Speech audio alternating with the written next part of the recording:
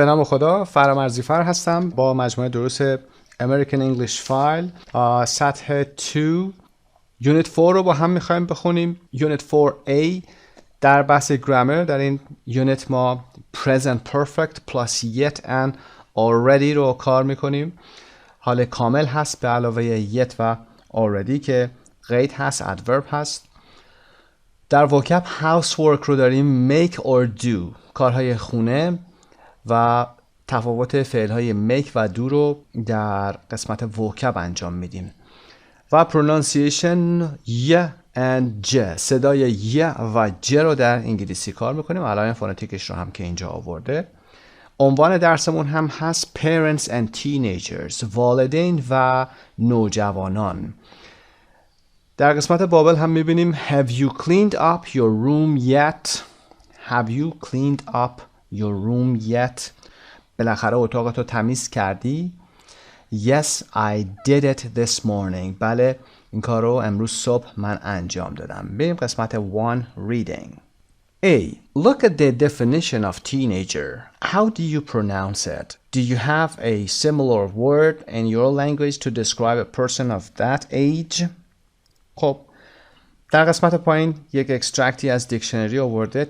teenager پرونانسیشنش رو هم گذاشته، استرس روی تی نیجر، صدای ج رو میبینید. A person who is between 13 and 19 years old. این یک مونولینگوال دیکشنری هست، تک زبان انگلیسی به انگلیسی، و معنای تینیجر رو میگه کسی که a person who کار کردیم a person who is between بین 13 و 19 سالش هست. پس به نوجوان در انگلیسی میگیم تینیجر. به این شکل هم تعریفش کردیم. و در فارسی هم که کلمه نوجوان رو ما میگیم.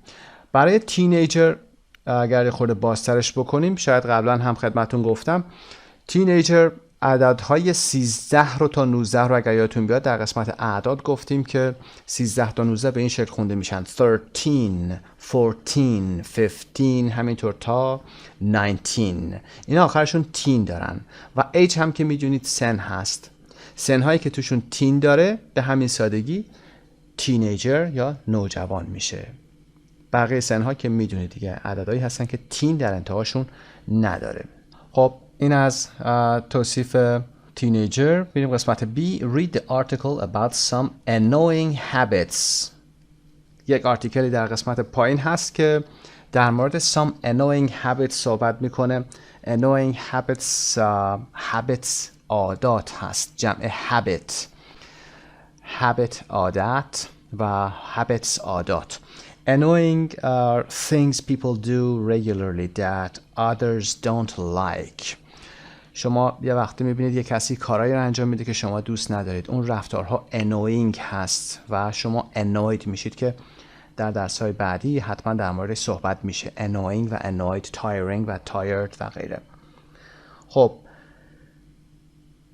تایتلش هست Teenagers have annoying habits but so do their parents. نوجوانان عادات ناراحت کننده یا آزاردهنده دارن، اما والدینشون هم همینطور. این هم یه ساختاری هست so do their parents، یه ساختار بسیار خوب است برای کوتاه کردن جملات. و ادامه میده write P if you think the sentence is a parent talking about teenagers or T if you think it is a teenager talking about his or her parents. اگر فکر میکنید که متنای پایین رو که حالا توییت هست و یا غیره در سوشال نتورک هست، اگر تینیجری داره صحبت میکنه، نوجوانی در مورد پرنسش داره صحبت میکنه، میذارید تی به عنوان تینیجر. اگر فکر میکنید که این جمله ها مربوط به پرنس هست که دارن در مورد تینیجر ها صحبت میکنن، اونجا میذارید P for parents، T for teenagers. خب صفحه رو هم که داریم میبینیم، اینجا یه فالو داره. فالو میگه اینجا هشتگ it really annoys me. هشتگ رو که حتما میشناسید در صفحه های اجتماعی و تلفظش رو هم دقت داشته باشید. هشتگ انگلیش ما میگیم هشتگ، یعنی استرس رو روی ه میذاریم. در فارسی ما میگیم هشتگ. اصلا کلا در فارسی ما تمایل به این داریم که استرس رو در قسمت آخر بیاریم. پس هشتگ it really annoys me. خب هشتگ it really annoys me این واقعا منو ناراحت میکنه، آزارم میده. میتونید مراجعه بکنید. بنده رفتم مراجعه کردم و اطلاعات خوبی در اونجا بود. میریم قسمت 1. Josh Lopez. They come into my room without knocking and then are surprised to see things they don't really want to know about. They come into my room without knocking. اونا بدون اینکه در اتاقمو بزنن میان توی اتاق. knock یعنی روی در زدن. knock on the door. without knocking بدون در زدن میان توی اتاقم و سپس are surprised متعجب میشن to see که ببینن things رو، یه چیزهایی رو میبینن که واقعا نمیخوان در موردش بدونن. This is teenager. علامت تی میذارید اینجا.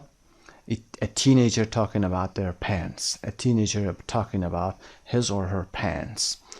و ریچل بلک هست میگه They just keep on texting when I'm telling them something really important and they say yeah I heard you. Of course they didn't. They just keep on texting. Keep on texting یعنی همینطور یک کاری رو مداوم انجام میدن. text یعنی پیام دادن، SMS دادن. اونا همینطور مداوم و یکسره پیام میدن وقتی که I'm telling them something really important. وقتی دارم چیزی خیلی مهمی رو دارم بهشون میگم، اونا همیشه در حال تکست دادن و پیام دادن. And they say و میگن yeah I heard you. آره شنیدم چی گفتی. Of course they didn't. البته که اونا نشنیدن من چی گفتم. Okay, parents talking about the teenagers. Anthony Smith. They always pick up the remote and change the channel when I'm watching something really interesting. اونا همیشه ریموت کنترل یعنی کنترل تلویزیون رو برمی‌دارن و وقتی که من دارم یه چیزی واقعا جالبی رو تماشا میکنم کانال رو میان عوض میکنن. And change the channel. کانال رو میان عوض میکنن. به دیکته چنل هم دقت داشته باشید. double N هست. So teenagers talking about their parents. Isla May, they leave their room in a terrible mess and then roll their eyes when I ask them to clean it. اونا اتاقشون رو واقعا توی بی‌نظمی خیلی وحشتناکی رها میکنن و وقتی که ازشون میخوایم تمیز کنید اتاقتون رو to clean it یعنی اتاق رو they roll their eyes چشاشون رو اینجوری میچرخونن برای من یعنی اون حالت تهدید با چشم ها هست یا روشونو میکنن اون طرف. So parents talking about teenagers. Mike Donovan. They never pick up dirty clothes or wet towels from the floor. They think some elves come later and pick them up. They never pick up dirty clothes. Pick up یعنی بلند کردن، برداشتن از روی زمین. Pick up. اونا هیچ وقت لباسای کثیف رو or wet towels و یا حوله‌های مرطوب رو from the floor از روی زمین یعنی کف اتاق بر نمیدارن، بلند نمی کنن. They think اونا فکر میکنن some elves جمع elf هست ELF come later and pick them up بعدن میان و اونا رو برمیدارن. elf همون جن و پری هستن که جمعش به این شکل میشه elves. جن و پری یا شیطونک یعنی یه چیز موجود افسانه‌ای یا خیالی میاد اونا رو برمیداره. This was from parents talking about children. Number 6, Sarah Vine. They say no before I've even finished explaining what I want to do. اونا قبل از اینکه حتی من توضیحم رو به پایان برسونم و بگم که چی میخوام بگم یا چی میخوام انجام بدم فوری میگن نه. They say no before I've even finished. Even یعنی حتی. I have finished یعنی تموم کردم. توضیحم رو explaining what I want to do. They say no before that. قبل از اون میگن نه. Teenager talking about parents. Number 7. Dave Wynn. They tell me to do the dishes and then complain that I put things in the wrong place in the dishwasher. اونا به من میگن که ظرفا رو بشورم. Do the dishes یعنی ظرفا رو شستن. And then complain و سپس یا بعدش complain میکنن، شکایت میکنن، ناراحتن از این که I put things in the wrong place. من وسایل رو توی مکان اشتباهی in the dishwasher گذاشتم. یعنی ظرفا رو که میخوام توی دیشواشر یا ماشین ظرفشویی بذارم اشتباه گذاشتم. تو رک اشتباه گذاشتم. Teenagers talking about parents. Sam James. Whenever I need to call them, their cell phone is either turned off or the battery is dead. هر وقت که نیاز dارم بهشون زنگ بزنم یا موبایلشون خاموشه یا اینکه باتریش تمام شده. Their cell phone is either turned off. either هم یه ساختاره، نگاه بکنید. is either turned off یا خاموشه، یعنی turned off شده، خاموش شده. or the battery is dead. dead یعنی مرده، ولی برای وسایلی مثل باتری ما وقتی استفاده میکنیم یعنی که تموم کرده، باتریش خالی شده. The battery is dead.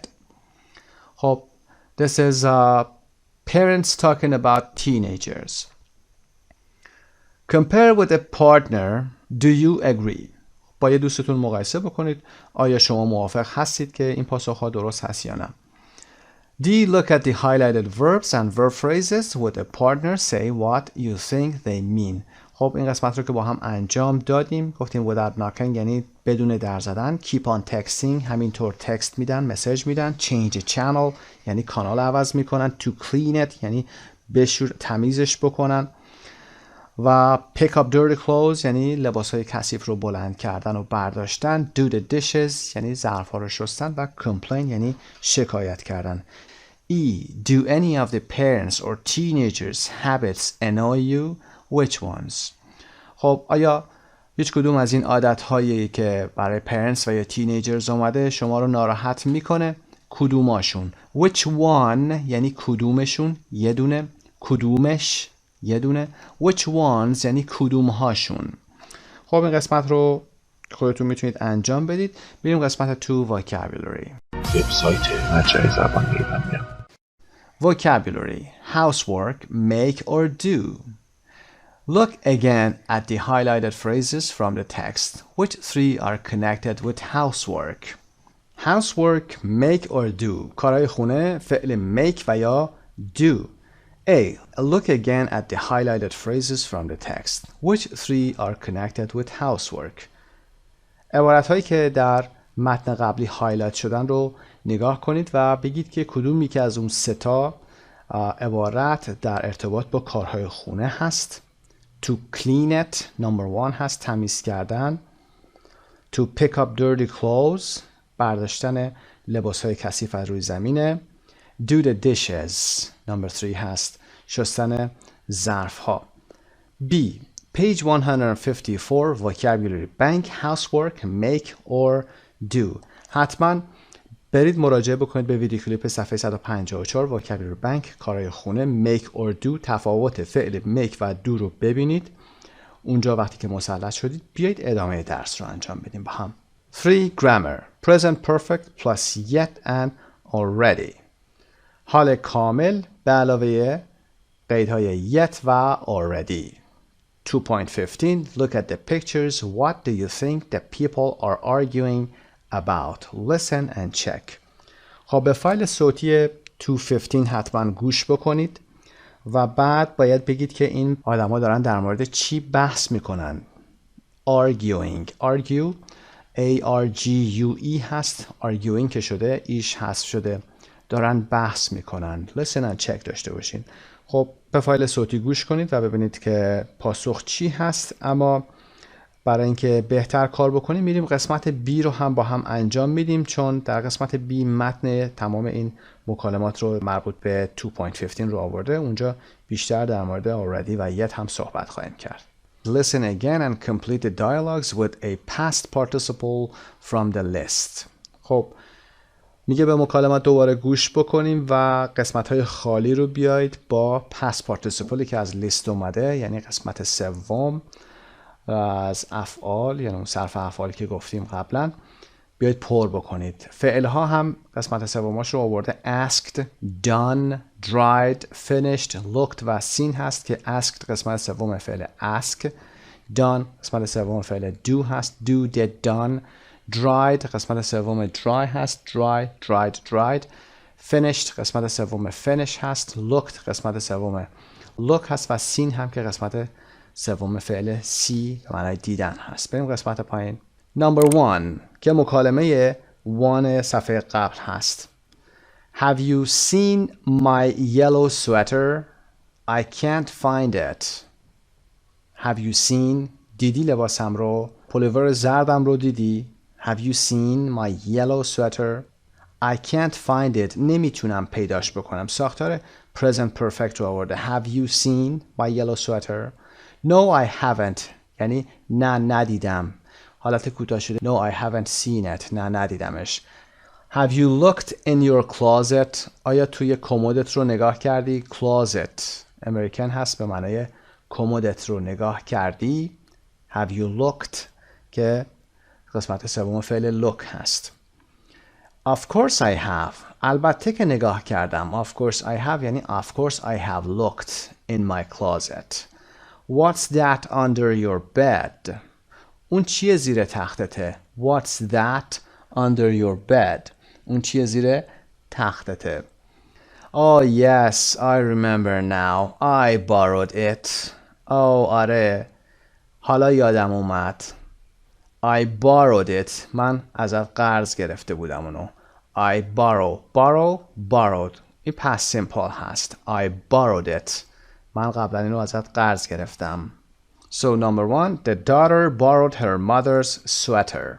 دارن در مورد همین بحث میکنن که دختر پولوور مادرش رو قرض گرفته بوده.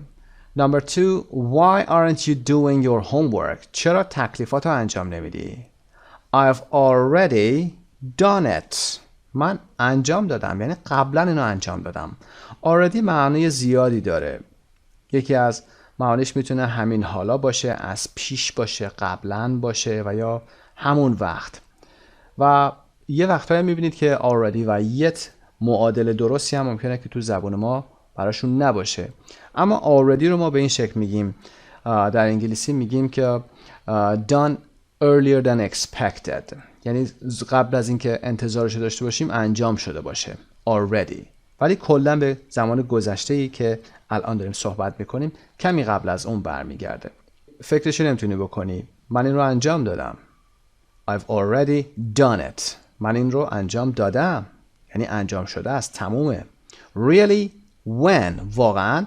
کی؟ I did it on the bus this afternoon. من امروز بعد از ظهر این کار رو توی اتوبوس انجام دادم. I did it on the bus. خب number 2, the father thinks the son hasn't done his homework. این بحثشون آرگیوشون برای همین هست که قسمت دومی که عرض میکنم خدمتون پاسخ A و مربوط به صفحه قبل هست. پدر فکر میکنه که پسرش تکلیفش رو انجام نداده. hasn't done. But he did it on the bus. Number 3, have you finished yet? Almost. Have you finished yet? یعنی تموم کردی. yet که میاریم اینجا، yet رو در علامت در جمله های سوالی میاریم و در جمله های منفی. معمولا وقتی که سوال میپرسیم با yet یعنی بالاخره. Have you finished yet؟ خلاصه تموم کردی، بالاخره تموم کردی، به این شکل. و پاسخ میده almost، تقریبا. I need the bathroom now. الان دستشویی رو لازم دارم یعنی الان باید برم دستشویی. و بی میگه but I haven't dried my hair yet. اما هنوز موهام رو خشک نکردم، که دختر هست در دستشویی و پدرش پشت در هست. The father thinks his daughter is spending too long in the bathroom. که دخترش وقت زیادی رو داره توی حمام یا دستشویی میگذرونه. But I haven't dried my hair yet. اینجا جمله منفیه. میبینید که در همین مکالمه ما yet رو در جمله سوالی و جمله منفی داشتیم. اما هنوز موهام رو خشک نکردم. اینجا شده هنوز اما بالا میشه بالاخره. و پدر میگه well hurry up then. خیلی خوب عجله کن. hurry up then. خیلی خوب عجله کن. Number 4, I've already asked you to get a plate for the sandwich. I just cleaned the floor, you know. من قبلا ازت خواستم که یه بشقاب برای اون ساندویچت بگیری. من همین الان کف اتاق رو تمیز کردم. متوجه میشی؟ You know, I just cleaned the floor. I've already asked you to get a plate. یعنی قبلا، از پیش، یعنی در گذشته از شما خواسته بودم که برای ساندویچت بشقاب بگیری. و بی میگه اوکی، oops, too late, sorry. وقتی که اتفاقی میفته، اتفاق غیر منتظره میفته، میگیم oops, too late، خیلی دیر شد، ببخشید. و پاسخ A رو اگر بخوایم بدیم، number 4, the boy is making a mess with his sandwich. پسره با ساندویچش داره کلی بی‌نظمی و خرابکاری به وجود میاره توی خونه. خب قسمت رو با هم انجام دادیم و جای خالی رو پر کردیم. میریم قسمت C.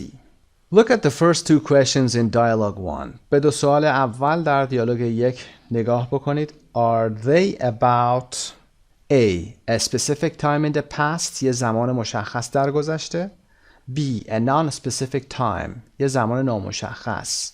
That is sometime between the past and now، یه چیزی بین گذشته و حال. And the answer is B. They are about a non-specific time. سوالات حال کامل present perfect اصلا کلا حال کامل در مورد گذشته میپرسه، از گذشته تا الان، گذشته‌ای که نامشخصه، بین گذشته و زمان حال. Part D. Underline the sentences with yet and already in dialogues 2 through 4. What do you think they mean؟ خب در مورد already و yet در بحث گرامر در قسمت ای صحبت میکنیم. شما میتونید مکالمات 2 تا 4 رو برگردید و اونهایی که yet و already دارن رو زیرشون اندرلاین بکنید و بگید که معناشون چی هست که این کار رو انجام دادیم. اما در قسمت ای page 132 grammar bank part 4a learn more about the present perfect and practice it. در مورد حال کامل اونجا بیشتر توضیح میدیم و yet و already رو هم بیشتر صحبت خواهیم کرد. اما part F 2.18 listen and make the positive sentences negative and the negative sentences affirmative. جمله هایی در پای میشنوید جمله های منفی و مثبت هست در ساختار حال کامل present perfect. اگر مثبت هست منفی میکنید و اگر منفی هست مثبتش میکنید. به این شکل هست اگر میشنوید I have finished یا I've finished، I haven't finished پاسخ ما هست، یعنی فعل have رو میاید منفی میکنید، میگید I haven't finished. اگر it hasn't rained هست، hasn't رو میاید مثبت میکنید و میگید it's rained و یا it has rained. بقیه هم به همین شکل این قسمت رو انجام بدید و بریم قسمت for pronunciation. Pronunciation and speaking ی and ج. همونطور که میدونید اینها علائم آوایی یا فونتیک صدای ی و صدای ج هستند. ی مثل یات که قایق تفریحی هست و ج مثل جاز که نوع موسیقی هست. 2.20 Put the words in the right column. Listen and check. Then listen and repeat the words. خب باید کلمات رو که در پایین هست با توجه به صدایی که دارن، حالا ی و ج، باید در ستون مربوطه قرار بدیم و توضیح بدم خدمتون که y در ابتدای کلمه همیشه صدای ی رو میده. Y at the beginning of the word is always pronounced ی and j is always pronounced j. G before I or E is also often pronounced j. حرف G هم قبل از حروف I و یا E اگر قرار بگیره اغلب صدای ج رو میده، مثل کلمات German که به معنای آلمانی هست و یا Germany که آلمان هست و یا manager که مدیر هست. قبل از حروف E قرار گرفتن و صدای ج میده نه صدای گ. و یا giraffe که به معنای زرافه هست GIRAFFE و به همین شکل صدای ج میده. و اما لیستی که در این پایین هست میتونید گوش کنید و این کار رو انجام بدیم. با هم انجام میدیم. کلماتی که صدای ی در اونها هست رو اول میگیم، میبریم زیر یات. میتونید اینجا بنویسید یا در دفترتون یادداشت بکنید. yet، yellow و خط بعدی use، اینها صدا هست. به حروفش دقت نکنید. use صدای ی داره در فونتیک و بعد صدای او. use، uniform، year، yoga، اینها صدای ی دارن. enjoy در انتها داره ولی اون که رنگی شده صدای ج هست. beautiful، این سه تا حرف با هم کلا صدای eu، صدای ی داخلشون هست. young صدای ی و argue، اینجا argue هم صدای ی داریم. argue، ی او. برای ستون دوم just، college صدای ج، change صدای ج، teenager همینطور و خط بعدی فقط enjoy صدای ج، jacket خط بعدش، bridge به معنی پل خط آخر هست. اینها زیر ستون ج قرار میگیرن. میتونید به فایل صوتی هم گوش کنید و چک کنید. Practice saying these sentences، تمرین کنید این جمله ها رو. Jim has joined a judo class. جیم توی کلاس جودو ثبت نام کرده یا ملحق شده. Have you worn your new uniform yet؟ همه اینها صدای ی داشتن. آیا بالاخره یونیفرم جدید تو پوشیدی یا تا حالا پوشیدیش؟ که صدای ی داشتن و جمله بالا پر از حروف ج بود، یعنی صداهای ج بوده. در قسمت دی communication page 101 هست که 9 تا جمله هست در communication. باید با already و yet بنویسید. صفحه 101 هست، با 102 چک میکنید. با عنوان مثال جمله اول he has already made the bed. اون تختشو درست کرده، یعنی قبل از اینکه فکرشو بکنیم یا قبلا این کار رو انجام داده. و یا he hasn't washed his coffee cups yet. هنوز فنجونای قهوهش رو نشسته. he hasn't washed. میتونید صفحه 101 و 102 رو با هم چک بکنید، به تصویر نگاه بکنید و 9 تا جمله در مورد اون تصویر بنویسید. و پارت E 2.21 listen say what's happened. گوش کنید و بگید چه اتفاقی افتاده. You should listen to the audio file and write a sentence with present perfect about what has happened.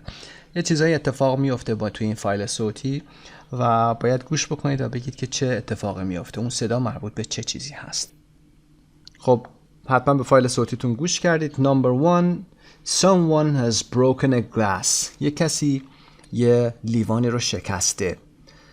از present perfect استفاده میکنیم. میخوام بگیم یکی لیوان رو شکسته. حالا گذشتهش مشخص نیست و ما صدای شکستن لیوان رو داریم و اگر تصویرش رو داشتیم خورد شیشه های لیوان رو هم داشتیم، بنابراین یک نتیجه ریزالتی هم داشتیم. Number 2 they've gotten married. They have gotten married. Gotten قسمت سومش هست. اونا ازدواج کردند. Number 3 he has taken a photo. و یا حالت کوتاه شدهش he's taken a photo. یه عکس گرفته. Number 4 she has seen a mouse. اون یه موش دیده. اون خانومه she has seen a mouse. یک موش دیده. Number 5 the movie has finished. فیلم تمام شده. Number 6 a dog has seen a cat. یک سگ یک گربه دیده. به این شکل نمیگیم یک سگ یک گربه دید چون past simple نیست، مشخص نیست چه زمانیه. یه سگ یک گربه دیده. به این شکل. خب این قسمت انجام شد. میریم با هم قسمت 5 listening. Part 5 listening. 2.22 listen to the first part of a radio program about teenage caregivers. Answer the questions. به بخش اول یک برنامه رادیویی در مورد teenage caregivers که میدونید care به معنای مراقبت کردن هست، مراقب بودن هست. caregivers به سرپرست، مراقب و یا پرستار میگیم. someone who looks after someone else. For example, someone who is sick. و بعد میایم به قسمت‌های پایین، سوالای پایین پاسخ میدیم. به فایل صوتی گوش میکنیم با هم. 2.22 Teenagers today have a bad reputation. People say that they are lazy and messy and that they do very little to help their parents around the house. But there are some teenagers for whom this description is just not true at all. It is estimated that there are more than 1.4 million teenagers in the U.S.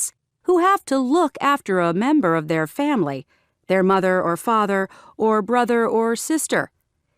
In many cases, these young helpers, or caregivers as they are called, are doing things like feeding, washing, and taking care of family members, as well as doing their schoolwork. Question number 1. What reputation do teenagers have? Reputation شهرت هست. به چیزی مشهور بودن هست. نوجوانا به چه چیزی شهرت دارن؟ The answer is they have a bad reputation. For example, for being lazy, messy, etc. اونا شهرت خوبی ندارن. به این چیزهای بد مشهور هستن به خاطر تنبل بودنشون، مسی بودنشون، یعنی بی نظم بودنشون، شلخته بودنشون و غیره. Number 2. How many teenagers have to look after a family member? طبق آماری که داده چند تا از نوجوانا باید مراقب یکی از اعضای خانواده‌شون باشن یا پرستاری کنن از اونها؟ 1.4 million teenagers. 1.4 میلیون نفر نوجوان باید این کار رو انجام بدن.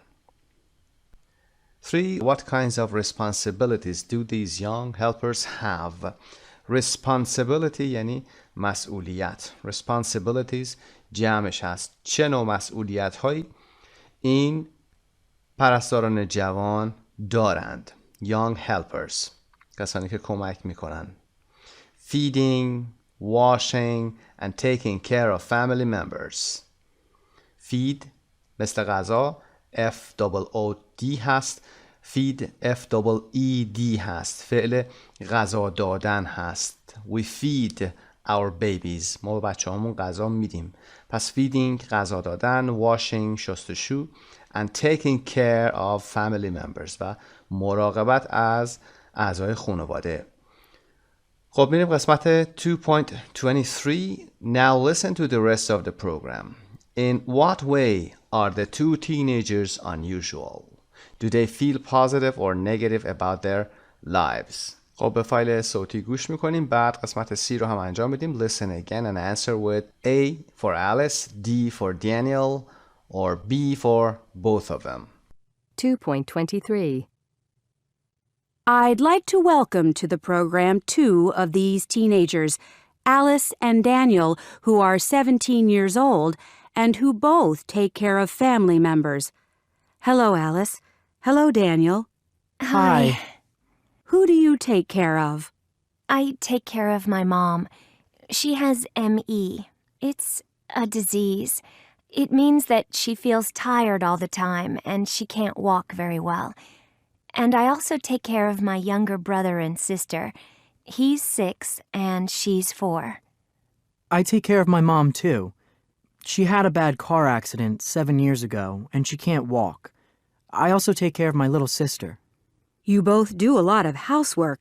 What exactly do you do? On a normal day, I get up early and I clean the house and I do the ironing.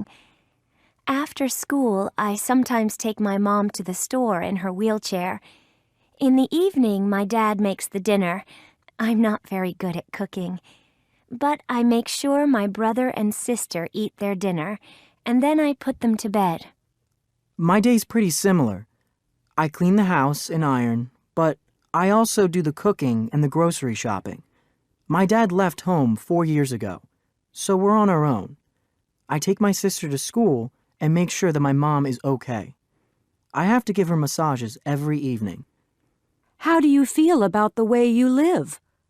I don't really mind taking care of my mom. She's sick and she needs my help. But sometimes I feel a little sad when I can't go out because there are things to do around the house. And I sometimes get angry with my school friends. They don't really understand the problems I have at home. All they think about is clothes, boys, and going out. I like what I do because I'm helping my mom and I'm helping my sister at the same time. Of course, it's true that I can't go out much because I need to spend most of my time at home. I sometimes go out with my friends, but I don't like leaving my mom by herself. I always make sure that I have my cell phone. If my mom needs anything, she calls me and I go back home. It's not a problem for me. It's just part of my life. You're both doing a great job. Thanks very much for coming on the program. Okay, we go back to part B. In what way are the two teenagers unusual? They both take care of their mothers and do housework. Do they feel positive or negative about their lives? They feel positive. Part C, listen again and answer with A, D, or B. Number 1. Who takes care of his or her mother? کی مراقب مادرش هست؟ Both of them. 2. Who takes care of his or her brother and sister? A. Alice. Number 3. Who does a lot of housework? Both of them. Who can't cook? Alice. Who doesn't live with his or her father? Daniel. Who gives his or her mother a massage? Daniel. Who is sometimes angry with his or her friends? Alice. Who never goes out without his or her phone? Daniel. خب چه کسی مراقب مادرش هست، چه کسی مراقب برادر و خواهرش هست و چه کسی کارهای خونه زیادی رو انجام میده، کی نمیتونه غذا بپزه، کی با پدرش زندگی نمیکنه و کی مادرش رو ماساژ میده، کی بعضی وقتا از دست دوستاش عصبانی میشه و چه کسی هست که هیچ وقت تلفنش رو فراموش نمیکنه و همیشه با خودش میبره. Part D. Do you know any teenagers like Alice and Daniel? What do they do? اگر کسی مثل تینیجرهایی مثل الیس و دانیل در اطرافتون میشناسید، کیا هستن و اونها چه کاری رو انجام میدن؟ اگر میتونید این کار رو انجام بدید، بنویسید و یا در موردش صحبت بکنید. خب درس 4 Part A در اینجا به پایان میرسه. خسته نباشید. به نام خدا، با عرض سلام خدمت عزیزان زبان آموز.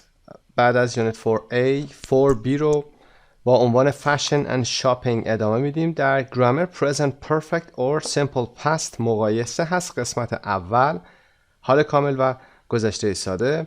در vocab بحث شاپینگ رو داریم که مربوط به کلماتی هست که در ارتباط با خرید هست و pronunciation تلفظ حرف C هست و CH که ترکیبی میشه تفاوتش رو میبینیم. در قسمت حبابی هم Have you ever been to that store؟ آیا هیچ وقت یا تا به حال در اون فروشگاه بودی یا رفتی؟ Yes, I bought this shirt there. بله، این پیراهن رو اونجا خریدم. Part 1 Reading. A. With a partner, write down the names of 3 fashion designers. What nationality are they? Do they design more for men or for women? What kinds of things does their company make? با یه پارتنرتون یا دوستتون اسم 3 تا از طراحان مد رو بنویسید و بگید که چه ملیت هایی هستند. آیا اونها بیشتر برای مردان یا برای زنان طراحی میکنن؟ چه نوع چیزهایی اون شرکتشون تولید میکنه یا میسازه؟ که به عنوان مثال ما جورجیو آرمانی رو میگیم. جورجیو آرمانی is a fashion designer and the nationality is Italian. They design for men and women. They make clothes, perfume, sunglasses, etc. Perfume عطر و اتکلون هست. خب بریم قسمت B. Read the introduction to an interview and look at the photos. Do you like the clothes? خب به قسمت introduction یک مصاحبه نگاه بکنید و به تصاویر هم نگاه کنید. آیا از لباس ها خوشتون میاد؟ Part C. Read the interview. Fill in the blanks with A to F. مصاحبه رو در قسمت پایین با هم میخونیم. بحث ریدینگ هست و قسمت های خالی رو با حروف A to F که مربوط به این لیست هست در قسمت پایین پر میکنید. در قسمت دی هم که highlighted words or phrases هست related to fashion and shopping and guess their meaning که با همین قسمت رو هم کار میکنیم. پس بریم سراغ خوندن متن. The style interview. style یعنی سبک، روش. interview مصاحبه سبک هست. لیندکا سیراش is a fashion designer. لیندکا سیراش یک طراح مد هست. She makes very exclusive clothes for women. She has made clothes for many celebrities, including members of the British royal family. For example, Kate Middleton and Sarah Ferguson, whose wedding dress she designed, and actresses like Helen Mirren. اون لباسهای خیلی انحصاری رو برای زنان درست میکنه. برای بسیاری از سلبریتی ها که افراد مشهور هستند، شامل اعضای خانواده سلطنتی بریتانیا، به عنوان مثال کیت میدلتون و سارا فرگوسن که لباسهای عروسی اونها رو طراحی کرده و هنرپیشه‌های زنی مثل هلن میرن لباسهایی رو درست کرده. She has made جمله بلندی هست. از اینجا فعل در این قسمت اومده. She has made clothes. تا الان این لباسها رو یا این نمونه ها رو براشون آورده که انجام داده. Did you always want to be a designer? This is the first question of the interview. Did you always want to be a designer? آیا همیشه میخواستی که یک طراح باشی؟ Not at all. When I was at school, I had problems reading, and later I was diagnosed as dyslexic. اصلاً not at all. اصلاً به هیچ وجه. وقتی که من در مدرسه بودم مشکل خوندن داشتم یا با خوندن مشکل داشتم و بعداً تشخیص داده شد که من دیسلکسیک هستم یا بیماری دیسلکسیا دارم، خوانش پریشی، یعنی با خوندن متن مشکل دارم. دیسلکسیک قسمت ل استرس میگیره. قسمت وان رو هم با جمله ای پر میکنیم. The only things I enjoyed there were art and sewing. تنها چیزهایی که من اونجا لذت میبردم ازشون هنر بود و دوخت بود. دوخت لباس. sewing. S-E-W sew حال سادهش هست و حالت گذشته سادهش هم ایدی میگیره.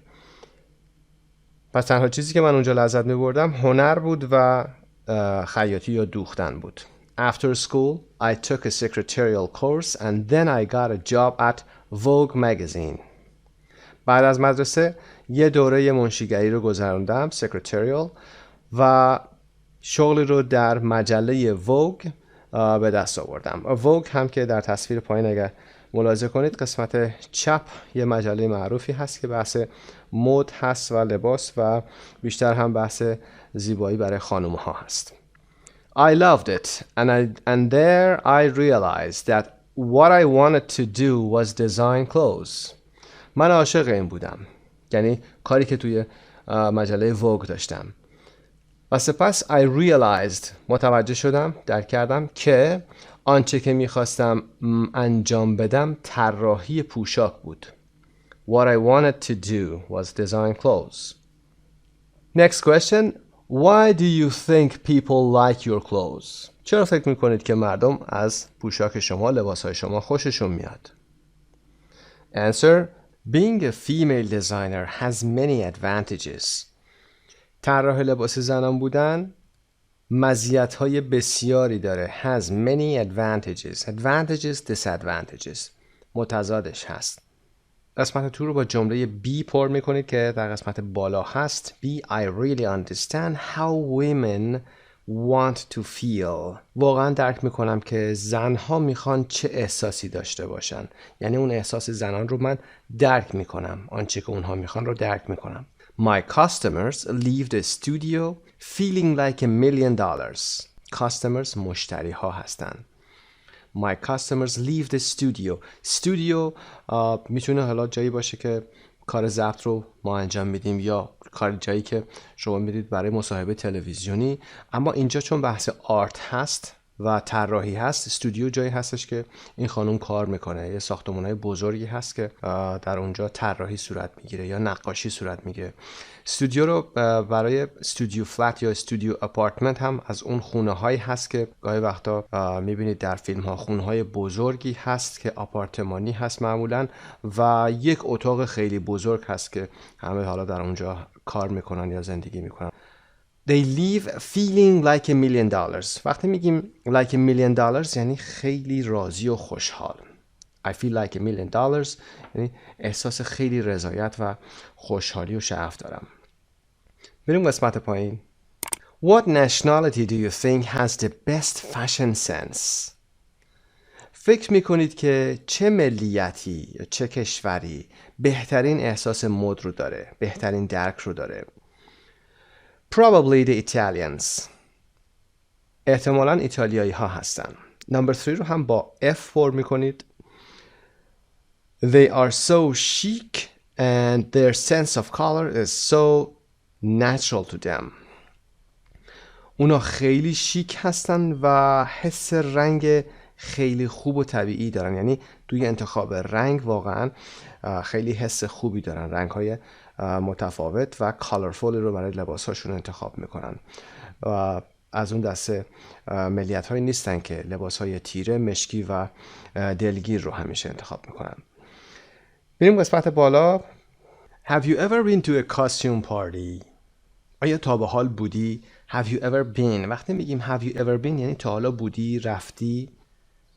و costume party، costume یعنی لباس.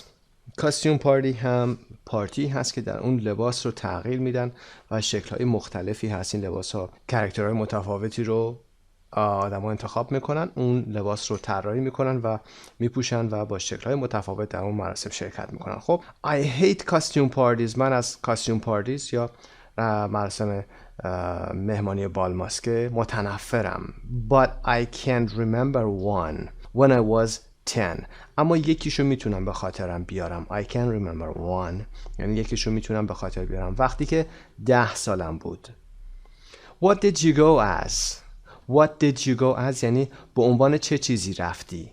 What did you go as همون شخصیت هایی که گفتیم. ممکنه یکی لباس زنبور بپوشه بخواد بره اونجا، چهرش رو هم به همون شکل ماسک بزنه و بره.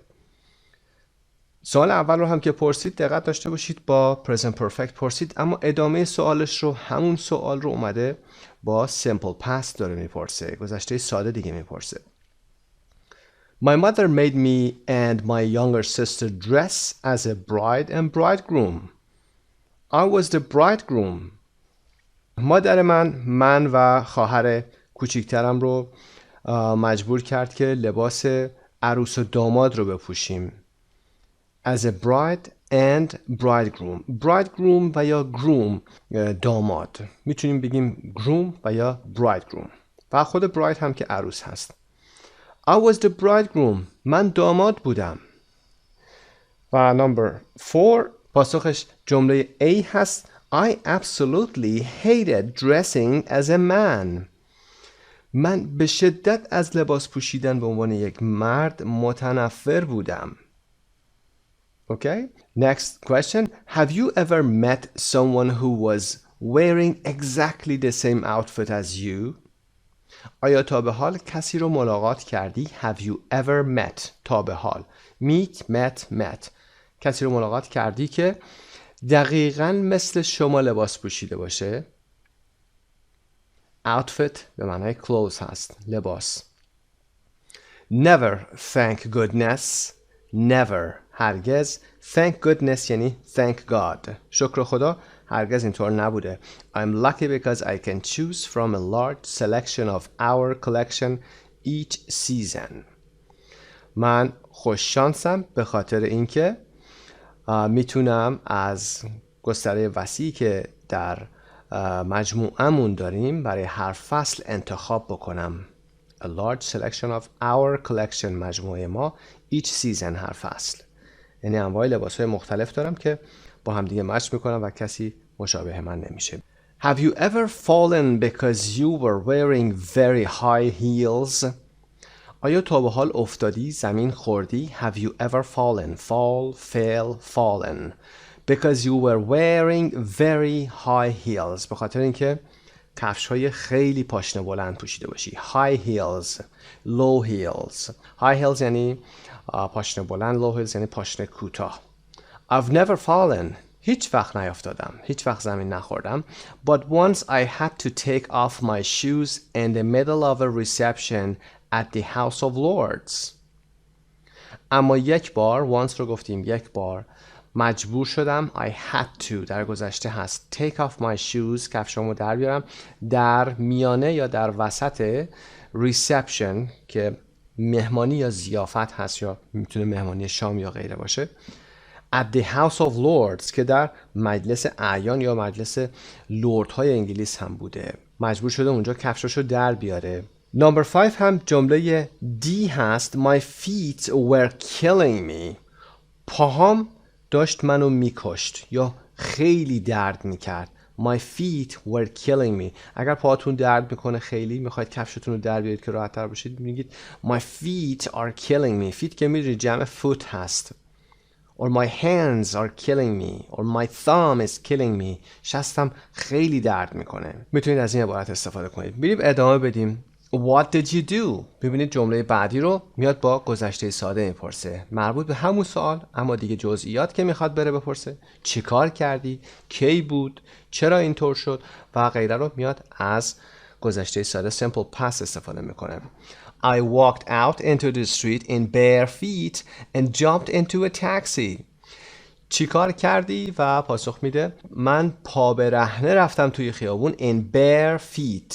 bare اینجا به معنای پا برهنه هست bare feet و پریدم داخل یه تاکسی jumped into a taxi. سوال بعدیش رو میپرسه Have you ever designed clothes for a man?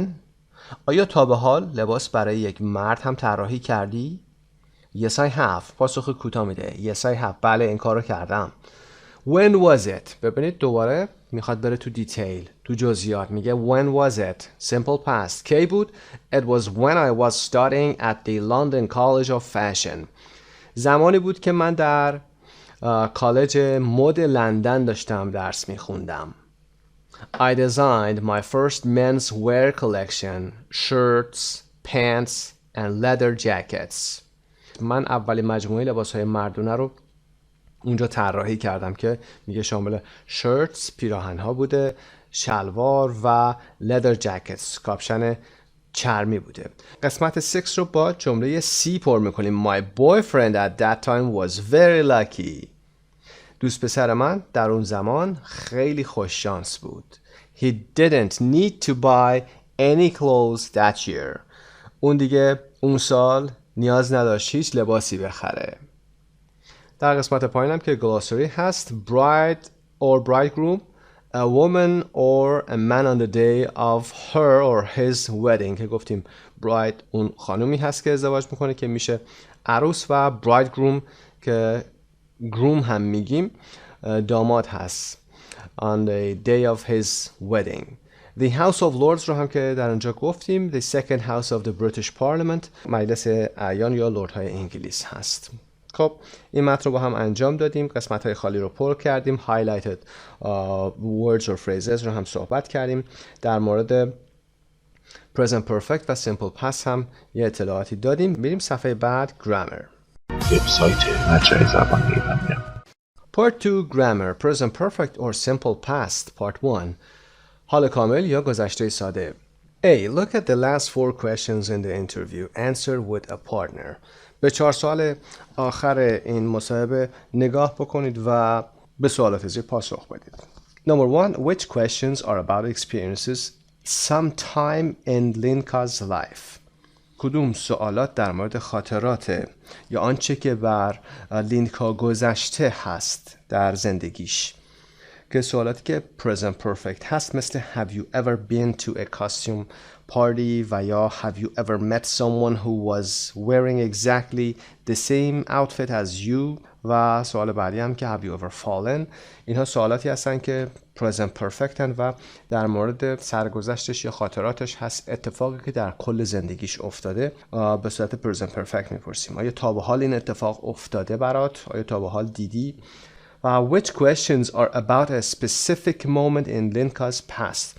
کدوم سوالات در مورد لحظه دقیق یا خاصی از زندگی لینکا هستن. همونطوری که در متن هم که گفتیم سوالاتی که با past simple هستن finished action هستن، در یک زمان مشخصی specific time هستن، مثل what did you do، چه کاری انجام دادی، when was it، اینها زمان رو میخوان و سوالاتی که گذشته ساده هستن. و Number 3, what does ever mean in the questions that begin with have you ever؟ کلمه ever در جمله have you ever به چه معنا هست؟ گفتیم که به معنای at any time or until now، تا به حال، تا الان، یعنی از past time تا امروزی که داریم صحبت میکنیم آیا تا به حال اتفاقی افتاده، تا به حال رفتی، تا به حال پوشیدی، به این صورت.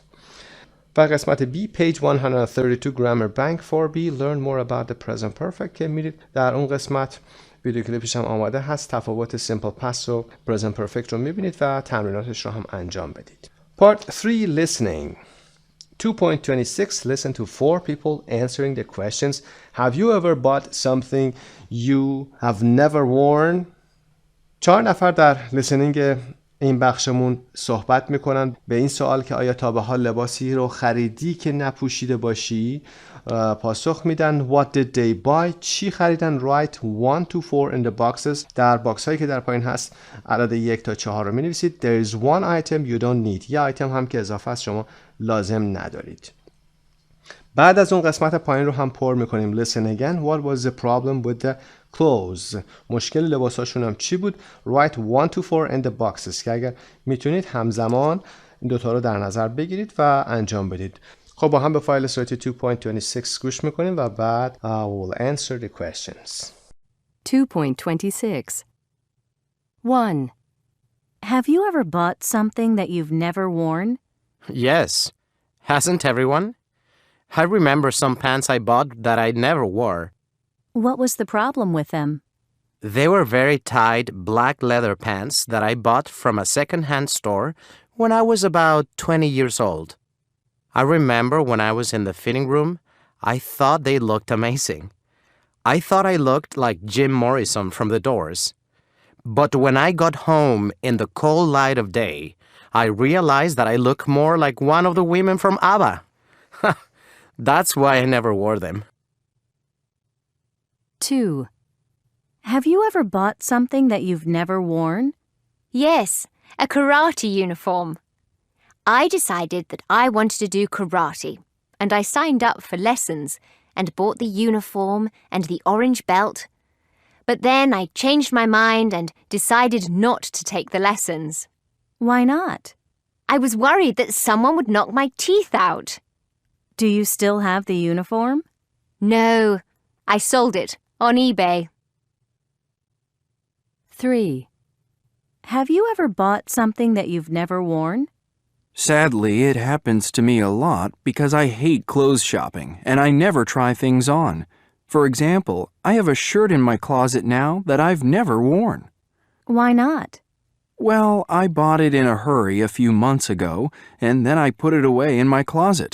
A few weeks later, I took it out and looked at it and I thought, why did I buy this? It's awful, pink and purple stripes. And of course, I didn't have the receipt, so I couldn't take it back. 4. Have you ever bought something that you've never worn? A lot of things, actually. The last one was a brown leather coat. What was wrong with it? Well, I bought it online from a website that has cheap deals, but when it arrived, it looked completely different from what it looked like on the computer screen, and I decided I didn't like it. So it's in my closet. I'm sure I'm never going to wear it, but maybe I'll give it to someone as a present. خب میتونید به متن صفحه 120 مراجعه بکنید و قسمت 2.26 اون متن رو هم با هم میخونیم. لسنینگش رو حتما خودتون انجام دادید، پاسخ سوالا رو دادید. ما اینجا متن چون بحث لسنینگ هست با هم میخونیم، اگر ایرادی داشته باشید با هم کاورش میکنیم. اینترویور و کسانی که پاسخ میدن نمبر 1 رو با هم کار میکنیم. Have you ever bought something that you've never worn? آیا تا به حال چیزی خریدی که هرگز نپوشیده باشی؟ Yes. Hasn't everyone? بله. کسی این کارو نکرده؟ I remember some pants I bought that I never wore. یادم میاد که شلواری رو خریده بودم که هرگز نپوشیدم. I never wore. wore گذشته wear هست. اینترویور میگه What was the problem with them? لباس شلوار چه مشکلی داشت؟ them که میگه شلوار چون pants هست و جمعه میگیم them. They were very tight black leather pants that I bought from a second-hand store when I was about 20 years old. شلوار خیلی تنگ بود. very tight. تنگ بود. چرم مشکی بود. شلوار چرم مشکی بود که از یک فروشگاه دست دومی خریدم وقتی که 20 سالم بوده. I remember when I was in the fitting room I thought they looked amazing.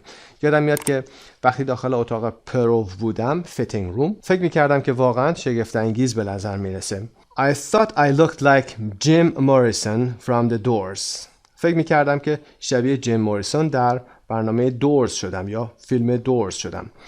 But when I got home in the cold light of day, I realized that I looked more like one of the women from ABBA. اما وقتی که به خونه رسیدم در روشنایی روز in the cold light of day یعنی در روشنایی روز یعنی نور طبیعی متوجه شدم که بیشتر شبیه یکی از زنانی که در برنامه حالا میتونه فیلم باشه ABBA شبیه اون شدم. That's why I never wore them. به همین دلیل هستش که هیچ وقت اونا رو نپوشیدم. That's why یعنی به این دلیل هست. Number 2, yes, a karate uniform. بله، یه لباس کاراته. I decided that I wanted to do karate and I signed up for lessons and bought the uniform and the orange belt, but then I changed my mind and decided not to take the lessons. من تصمیم گرفتم که کلاس کاراته برم، ثبت نام کردم برای کلاسا و یونیفرمش رو یعنی اون لباس سفیدش رو خریدم و یک کمربند نارنجی هم گرفتم. اما بعد فکرم رو تغییر دادم. I changed my mind و تصمیم گرفتم که به کلاسا نرم. Why not? چرا نه؟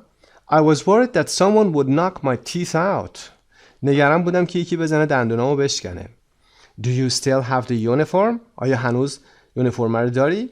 No, I sold it on eBay. نه، روی سایت eBay اونو فروختم. نفر سوم Sadly, it happens to me a lot because I hate clothes shopping. متاسفانه این برای من خیلی اتفاق میفته. It happens to me a lot. به خاطر اینکه من از لباس خریدن متنفرم. من هیچ وقت لباسا رو تست نمی کنم، پروو نمی کنم. For example, I have a shirt in my closet now that I have never worn. به عنوان مثال داخل کمدم الان من یک پیراهن دارم که هرگز نپوشیدم. Why not? چرا نه؟ Well, I bought it in a hurry a few months ago and then I put it away in my closet. خب من چند ماه پیش اینو با عجله خریدم و بعدش هم گذاشتمش داخل کمدم.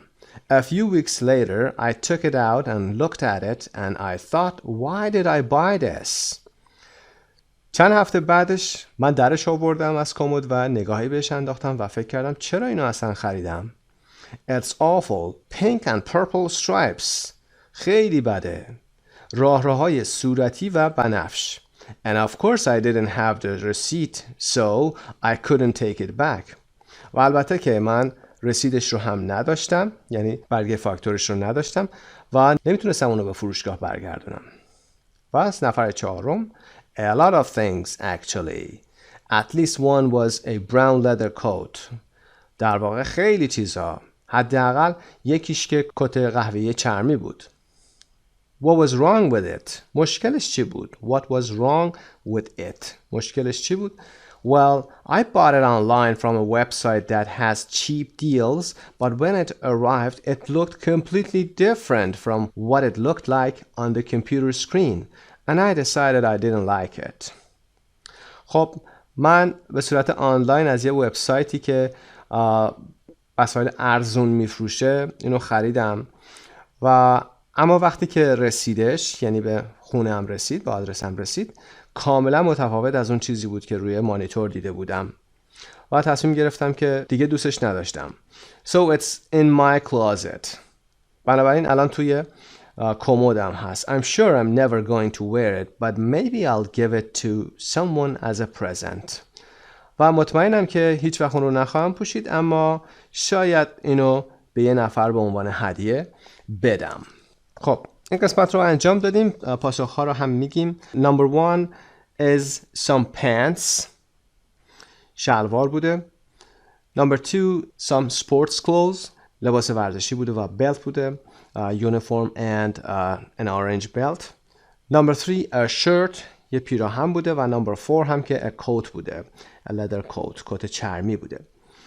و قسمت پایین هم که باید اینها رو شماره گذاری بکنیم. Number 1 wanted to look like a famous singer but looked like another. اون نفر اول دلش میخواست که شبیه یک خواننده معروف بشه اما شبیه کسی دیگه ای شده بود. This is number 1. Number 2 suddenly didn't need the new clothes anymore. ناگهان متوجه شد که لباس جدید رو اصلا نمیخواد. Number 3 bought the clothes too quickly and later didn't like them. لباسا رو خیلی با عجله خرید و بعداً دیگه از اونها خوشش نیامد. Number 4 bought something online but didn't like the clothes when they arrived. اون لباسا رو وقتی که خرید به صورت آنلاین گرفته بوده و وقتی که لباسا رسیدن از اونها خوشش نیامد. و قسمت C have you ever bought something that you've never worn? What was it? خب میتونید الگو برداری بکنید و صحبت بکنید که بگید که I bought this clothes, I bought this t-shirt, حالا هر دلیلی و بگید که چی بوده و کی بوده. Part 4 Vocabulary Shopping 2.27 Listen to some sentences from the listening. Fill in the blanks with one word.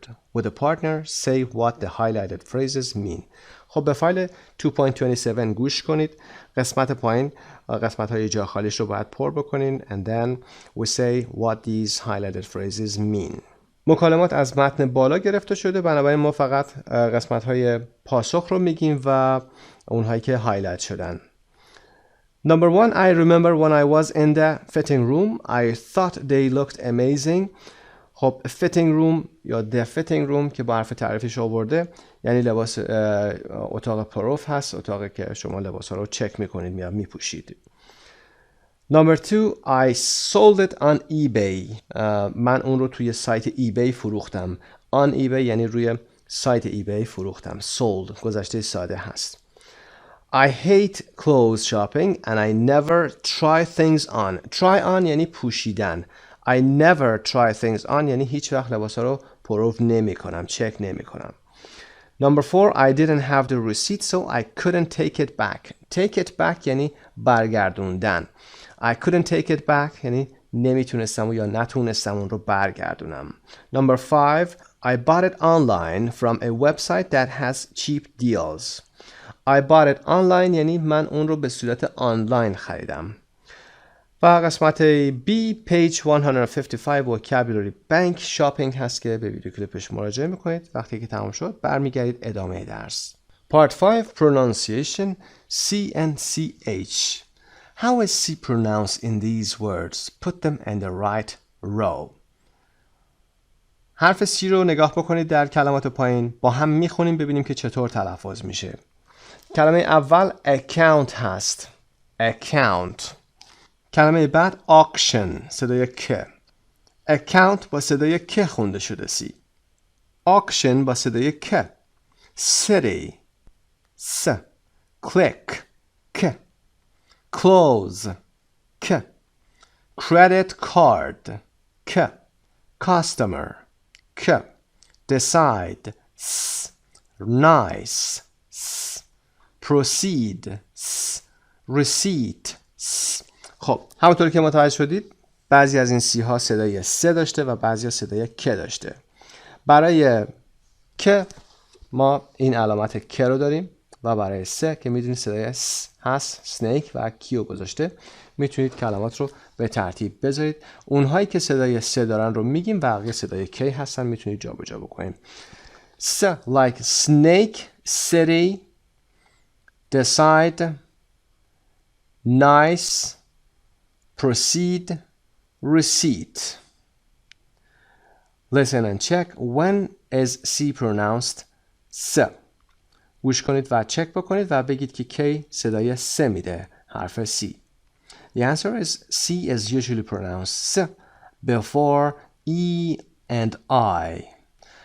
حرف C وقتی که قبل از حروف I و یا E قرار بگیره صدای س میده. حتما با این موضوع آشنا هستید، اما میگیم دوباره وقتی که صدای I و E باشه بعد از C و بسیاری وقتها حرف Y هم که بعدش باشه مثل cycle، اونجا هم صدای س میده. در این مثال هم که دیدیم مثل city، nice و یا اگر بخوایم اضافه کنیم center و غیره صدای حرف C صدای س رو میده. Part C 2.31 How is CH usually pronounced? Listen and circle the two words where CH is pronounced differently. How is it pronounced in these words? خب CH هم که ترکیبی از C و H هست صداهای متفاوتی داره. CH فقط صدای چه نمیده. قسمت پایین داره کلماتی رو میاره برای ما. کلمه اول change هست. change صدای چه داره و کلمه بعدی cheap صدای چه و check out صدای چه. اما کلمه chemistry صدای که میده مثل key chemistry. CH sounds or pronounced chemistry. or chic here CH اینجا صدای ش میده و کلمه بعدی که طبیعی هست choose صدای چه میده. پس برای chemistry ما اینجا صدای که میخونیم. استرسش هم یادتون باشه که قسمت اول هست chemistry که شیمی هست. شیک رو هم که میدونید همین شیکی که ما در فارسی استفاده میکنیم زیبا و جذاب هست صدای ش داره. مثال های مختلفی میتونیم براش بیاریم. architect که با CH هست، mechanic که با CH هست و برای اونهایی که CH هستن و صدای ش میدن خیلی معروفش machine هست و شف به عنوان آشپز شف که CH هست. We practice saying the words in A and C. این کار رو حتما انجام بدید که دیگه مشکلی نداشته باشید. Part 6 Speaking. Complete the question with the past participle of the verb. خب با قسمت سوم فعل که گفتیم به عنوان مثال اگر فعل سی رو بگیم سی، سا، سین. سی زمان شکل اصلیش هست، سا گذشته هست، پستش هست و سین قسمت پست پارتیسیپل هست که قسمت صفت مفعولیش میشه. قسمت سوم رو میاریم پر میکنیم. Number 1 Have you ever bought or sold anything on eBay? آیا تا به حال چیزی رو روی ایبی خریدی یا فروختی؟ Have you ever تا به حال. What چی بوده؟ Did you pay or get a good price? آیا قیمت خوبی دادی یا گرفتی؟ Number 2 Have you ever قسمت سومش bought. Have you ever bought something online and had a problem with it? What was it? What did you do? خب حتما یادتون باشه که به این سوالات هم پاسخ بدید، سوالاتی که از شما پرسیده میشه، چون میخواین اینجا سپیکینگ انجام بدید. آیا تا به حال چیزی رو آنلاین خریدی که مشکلی داشته باشه و چی بوده؟ بعد سوال بعدیش همین هستش که چی کار کردید. Number 3 Have you ever had an argument with a salesperson? آیا تا به حال با هیچ فروشنده‌ای مشکل داشتی؟ What was it about? چی بوده؟ مشکلتون چی بوده؟ Number 4 Have you ever tried regular هست. یادتون باشه سپلینگش هم به صورت TRIED هست. بعد از Y شما ED نمیتونید بذارید. To exchange something without the receipt. آیا تا به حال سعی کردید که چیزی رو بدون رسید پس بدید یا جابجاش بکنید، تعویض بکنید؟ Were you successful? آیا موفق بودید تو این کار؟ با گذشته ساده ادامه سوالات رو میپرسه. Number 5 Have you ever accidentally taken something from a store without paying? آیا شما تا به حال به صورت تصادفی چیزی رو بدون اینکه پولش رو پرداخت بکنید برداشتید از فروشگاهی یا جایی؟ took, taken. What did you take? چی برداشتید؟ What happened? چه اتفاقی افتاد؟ و number 6 Have you ever bought shoes without trying them on? Did they fit? آیا تا به حال بدون اینکه کفش ها رو اندازه کنید یا چک بکنید تو پاتون اونها رو خریدید؟ Have you ever bought? Did they fit? Fit یعنی اندازه شدن. اندازتون بود؟ اندازتون شد؟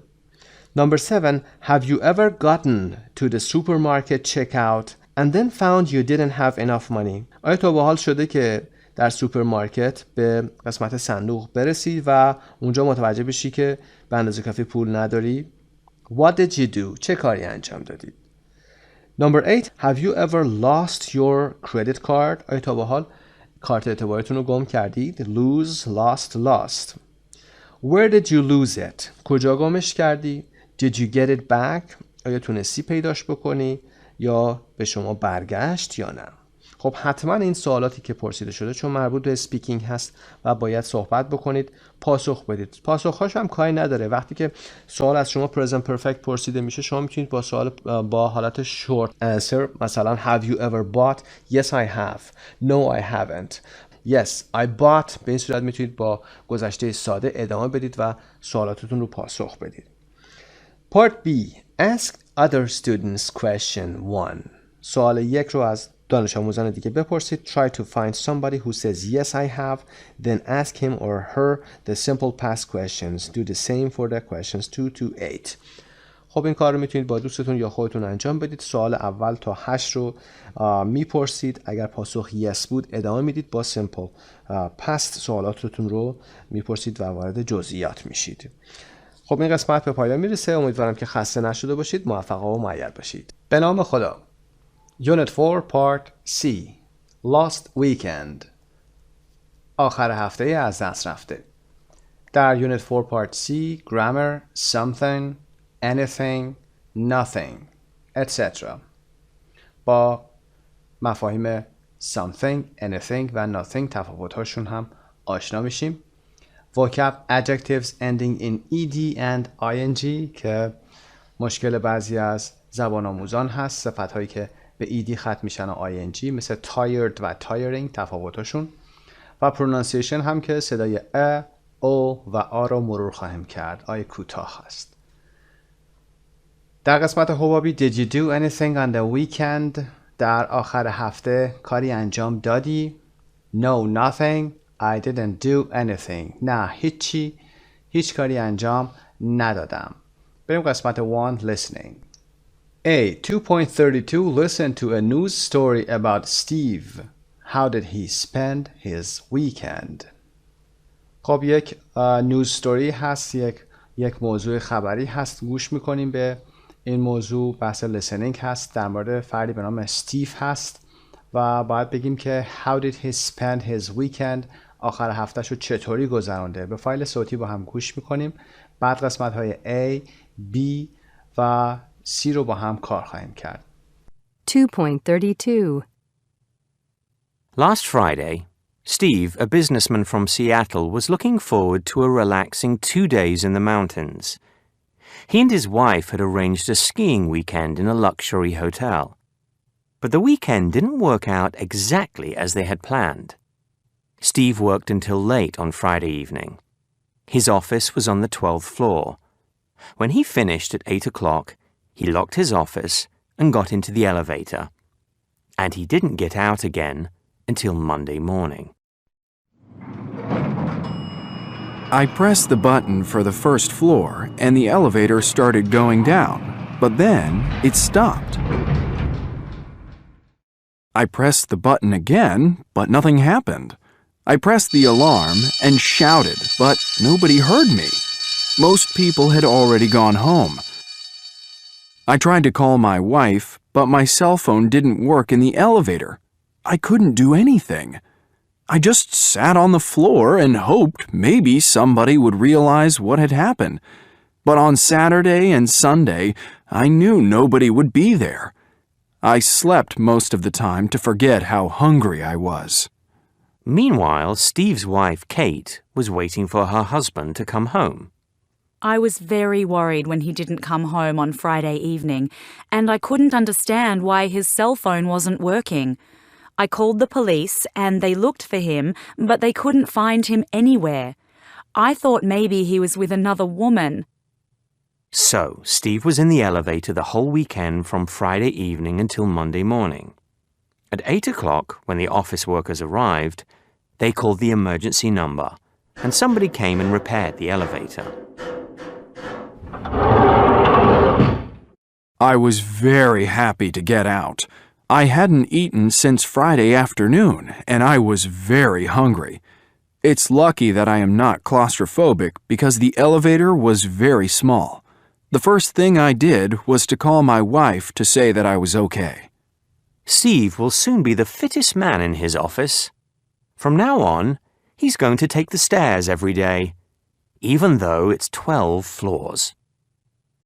وبسایت مجموعه زبان ایرانی. Okay. How did he spend his weekend? تعطیلاتشو یا آخر هفتهشو چطوری گذروند؟ He spent the weekend in an elevator at his office. He was there from Friday evening to Monday morning. اون آخر هفتهشو توی یک آسانسور در دفتر کارش گذروند، در محل کارش گذروند. اون از عصر روز جمعه تا صبح روز دوشنبه در اونجا بود، در آسانسور بود. میریم به قسمت پایین. Listen again and answer the questions. Number 1. What does Steve do?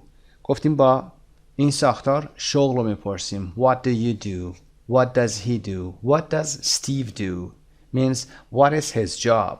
Answer. Steve is a businessman. Steve is a businessman. Steve یک فرد تاجر هست یا کارهای تجاری انجام میده. Number 2. What floor was his office on? Floor یعنی طبقه ساختمون. به کف اتاق هم میگیم floor. What floor was his office on یعنی دفتر کارش یا ادارش در کدوم طبقه بود. His office was on the 12th floor. دفتر کارش در طبقه 12 بود. 12 عددش هست و چون طبقه رو گفتیم ترتیبی میگیم 12 می نویسید th میذارید میشه 12. On the 12th floor در روی طبقه 12. Number 3. What happened when he first pressed the elevator button? Button یعنی دکمه. Elevator button یعنی دکمه آسانسور رو. What happened? چه اتفاقی افتاد؟ When he first pressed وقتی که بار اول اون دکمه رو فشار داد. The elevator started going down and then it stopped. آسانسور شروع به پایین رفتن کرد بعد متوقف شد. Stopped با double P می نویسید. Number 4. How did he try to get help? چطور سعی کرد که کمک بگیره؟ He pressed the alarm. He shouted. He tried to call his wife. اون دکمه آلارم یا زنگ خبر رو، هشدار رو فشار داد.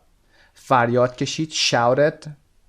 و سعی کرد که با همسرش تماس بگیره. He tried to call his wife.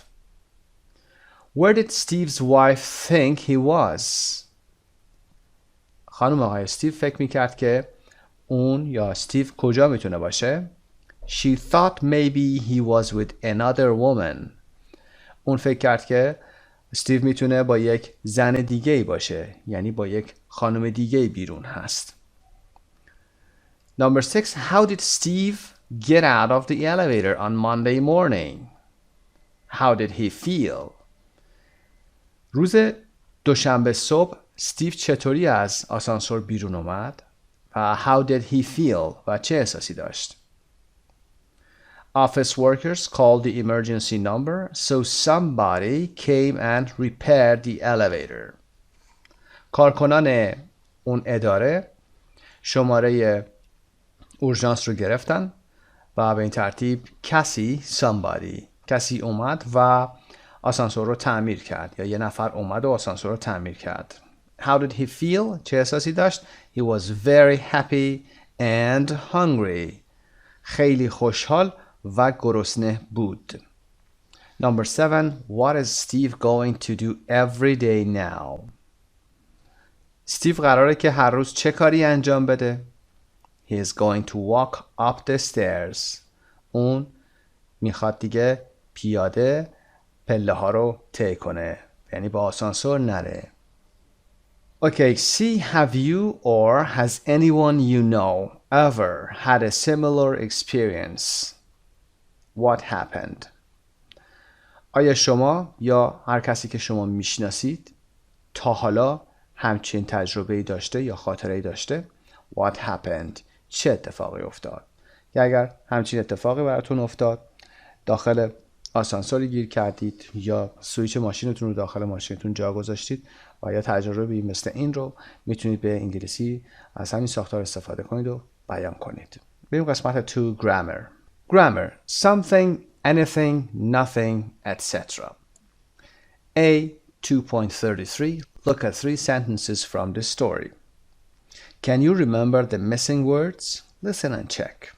خب قسمت پایین رو با جمله هایی که از داستان اومده نگاه میکنیم. ببینید که آیا به خاطر میاد چه کلماتی بوده. Number 1. I pressed the button again but nothing happened. من دکمه رو دوباره فشار دادم. I pressed the button again but nothing happened. اما اتفاقی نیفتاد. Number 2. The police couldn't find him anywhere. پلیس نتونست هیچ جایی اونو پیدا کنه. Anywhere. Number 3. They called the emergency number and someone or somebody came and repaired the elevator. خب اونا شماره اورژانس رو گرفتن و یک کسی somebody or someone فرقی نداره came and repaired the elevator اومد و آسانسور رو تعمیر کرد. Part B. Complete the rule with people, places or things. قوانین رو با people, places و things پر میکنیم. Use something, anything and nothing for something و anything و nothing رو برای چیز استفاده میکنیم. همینطور که میبینید در انتهاشون چیز اومده، thing اومده. So we use them for things. برای اشیا استفاده میکنیم. Something یعنی یه چیزی. Anything یعنی هر چیزی، یه چیزی. And nothing یعنی هیچ چیزی. So for things. To use somebody, anybody and nobody for people. Somebody, anybody و nobody رو همینطور که میبینید در انتهاشون body اومده یعنی فرد. یک کسی، کسی و هیچ کسی که معانیشون هست رو با people میاریم. For people. Use somewhere, anywhere and nowhere for somewhere و anywhere و nowhere رو که همینطور مشخصه که در انتهاشون where اومده یعنی کجایی یا مکانی رو برای place استفاده میکنیم. So we use them for places. یه جایی، هیچ جایی و هیچ جایی بسته به جمله داره. Anywhere رو میتونیم ترجمه کنیم. و Part C page 132 grammar bank هست. توضیح کامل رو برای something, anything و nothing داریم. به اون قسمت مراجعه کنید و تمرین‌ها رو میتونید انجام بدید و بعد برگردید بیایید به قسمت pronunciation. 3 pronunciation. A, O and A. Egg, phone, up. صدای آ کوتاه هست. Up مثل cup, a cup of coffee. Bus, a bus driver. A. What sound do the pink letters make? Write A, B or C. خب در قسمت پایین 6 جمله داریم. از این 6 جمله هر کدومشون صداهای مختلفی رو از ستون بالا گرفتن. باید پاسخش رو بدیم. میخونیم یک دور و بعد جواب رو هم میگیم. Nobody knows where he goes. خب صدای او هست. B. 2. Somebody's coming to lunch. C هست صدای آی کوتاه. همشون صدای آی کوتاه دارن. Somebody's coming to lunch. 3. I never said anything. به معنای من هرگز چیزی نگفتم. صدای ا دارن مثل egg. پس A هست. 4. I've done nothing since Sunday. من از روز یک شنبه هیچ چیزی انجام ندادم. Done nothing Sunday. صدای آ کوتاه. C. Don't tell anybody about the message. صدای ا کوتاه هست. A. There is nowhere to go except home. جایی به جز خونه وجود نداره برای رفتن. No, go, home. صدای او پس قسمت B میشه پاسخش. Except یعنی بجز. except رو به این شکل می نویسیم except یعنی بجز. accept پذیرفتن رو با accept می نویسیم. اون میشه accept. I accepted the truth. من حقیقت رو قبول کردم. و expect هم داریم expect هست که این ستا رو معمولا بچه ها اشتباه میکنن. expect انتظار داشتن یا منتظر بودن. She's expecting a baby. اون منتظر یک بچه است، یعنی باردار هست. میریم قسمت B235. Listen and check, practice saying the sentences. این قسمت رو گوش میکنید به native speaker و میتونید تکرار هم بکنید. و C2.36 listen and answer the questions. گوش میکنید و سوالات رو پاسخ میدید. چند نمونهش رو با هم کار میکنیم. ببینیم که به چه شکلی هست. What did you buy؟ چی خریدی؟ میخوام بگیم هیچی. من چیزی نخریدم یا هیچ چیزی نخریدم. در گرامر گفتیم، یه بار هم اینجا با هم صحبت میکنیم در موردش. چی خریدی؟ Nothing. با nothing جواب کوتاه میدی، یعنی هیچ چیزی نخریدم. وقتی خواستی جواب کامل بدی و منفی بگی میگی I didn't buy anything. دیگه نمیگی I didn't buy nothing، چون ما منفی در منفی یا دابل نگاتیو ما نداریم در انگلیسی. I didn't buy anything. من هیچ چیزی نخریدم. چون what بوده با nothing jawab دادیم. چه چیزی؟ Nothing. Number 2, where did you go هست. Where place هست. کجا رفتی؟ بعد از پاس nowhere هیچ جا. Nowhere هیچ جا. حالا میخوای جواب کامل بدی میگی I didn't go anywhere. من هیچ جا نرفتم. نمیگیم I didn't go nowhere.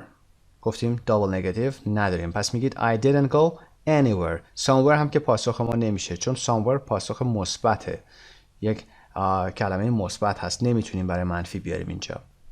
و سوال بعد who did you see؟ کیو دیدی؟ گفتیم برای فرد باید از body استفاده کنیم. کیو دیدی؟ nobody یعنی هیچ کس رو. و ادامه میدید I didn't see anybody. من هیچ کس رو ندیدم. بقیه سوال هم به همین شکل هست. خب میریم قسمت پایین. Part 4 Reading. A. Read the article once. What is the best summary? Part B. Read the article again. With a partner, choose A, B or C. خب ریدینگ داریم. در این قسمت ریدینگ ما باید اول ریدینگ رو بخونیم و بعد بتونیم این سوالا رو پاسخ بدیم. میریم قسمت ریدینگ. Next page 33. What did you really do on the weekend? در آخر هفته یا اون تعطیلات آخر هفته واقعا چه کاری کردی؟ What did you really واقعا انجام دادی؟ The next time a friend or coworker tells you about their amazing weekend, wait a minute before you start feeling jealous. Maybe they're inventing it all. دفعه بعدی که یک دوست یا یک همکاری به شما در مورد تعطیلات آخر هفته بسیار جالبشون صحبت میکنن یا میگن، 1 دقیقه قبل از اینکه احساس حسادت بکنید یا شروع به حسادت بکنید صبر کنید. ممکنه که اونا دارن همش رو از خودشون میسازن. They are inventing it all. همش رو دارن از خودشون میگن. Invent یعنی اختراع کردن. وقتی در مورد صحبت کردن یا موضوعی رو گفتن باشه یعنی از خودشون ساختن هست. خب این از عنوانمون. میریم قسمت پایین. A survey of 5,000 adults has shown that 1 person in 4 invents details about their weekend because they want to impress their friends. Survey یعنی تحقیق، بررسی. تحقیقی از یا بررسی بین 5,000 نفر بزرگسال adults و adults هم میتونیم بگیم. adults امریکنش هست. نشون داده has shown. برای پایان نامتون هم از همین جمله ها میتونید استفاده کنید. The survey has shown نشون داده that 1 person in 4 که 1 نفر از هر 4 نفر 1 person in 4 invents details about their weekend. در مورد تعطیلات آخر هفتهشون از خودشون میان با آب و تاب صحبت میکنن. جزئیات رو میان خودشون میسازن. به خاطر اینکه میخوان impress their friends. به خاطر اینکه میخوان دوستاشون رو تحت تاثیر قرار بدن. They want to affect them. Impress. When they are asked, did you have a good weekend? They don't like to say that they just stayed at home and watched TV because it sounds boring. وقتی که ازشون پرسیده میشه when they are asked passive هست. ازشون پرسیده میشه چه چیزی پرسیده میشه؟ آیا تعطیلات آخر هفته خوبی داشتید؟ اونا نمیخوان بگن که خونه موندن فقط و تلویزیون تماشا کردن، به خاطر اینکه این خیلی کسل کننده به نظر میرسه. It sounds، این پاسخ به این شکل به نظر میرسه. به چه شکلی؟ boring، کسل کننده است. So they invent the details. بنابراین میان جزئیات رو با آب و تاب تعریف میکنن یا جزئیات رو میان میسازن از خودشون، سرهم میکنن. The most common lie that people told was I went out on Saturday night when really they didn't go anywhere. رایج ترین دروغی که lie، the most common lie که مردم گفتن این بود من شب شنبه رفتم بیرون، در صورتی که هیچ جا نرفتن. When really they didn't go anywhere، هیچ جایی نرفتن. در گرامر گفتیم they didn't go منفی هست، anywhere باش میاریم، nowhere نمیگیم. Other common lies were I had a romantic dinner, I went to a party and I went away for the weekend. دروغ‌های رایج دیگه به این شکل بوده من شام رمانتیکی داشتم، به یه پارتی رفتم و یا برای تعطیلات رفتم سفر. I went away یعنی خونه نبودم. Next paragraph. In fact, in the survey, 30% of people who answered the questions said that they spent their weekend sleeping or resting because they were so tired at the end of the week. در حقیقت in fact یادتون باشه اول جمله آوردیم این رو یه دونه هم کاما گذاشتیم، به این شکل می‌نویسیم. In fact in the survey یه پاز داریم پس یه کاما دیگه میذاریم. در تحقیق 30% 30%. خب علامت پرسنت رو هم که میشناسید، پرسنت بعد از عدد قرار میگیره. علامت های مثل دلار، پوند و غیره که کرنسی هستن قبل از عدد قرار میگیرن. 30% of people who answered the questions 30% کسانی که سوالات رو پاسخ دادن said that گفتن که they spent their weekend sleeping. اونا تعطیلاتشون رو در خواب یا حالت خوابیدن یا resting استراحت گذروندن. They spent irregular هست به خاطر اینکه they were so tired خیلی خسته بودن. They were so tired at the end of the week در انتهای هفته خیلی خسته بودن.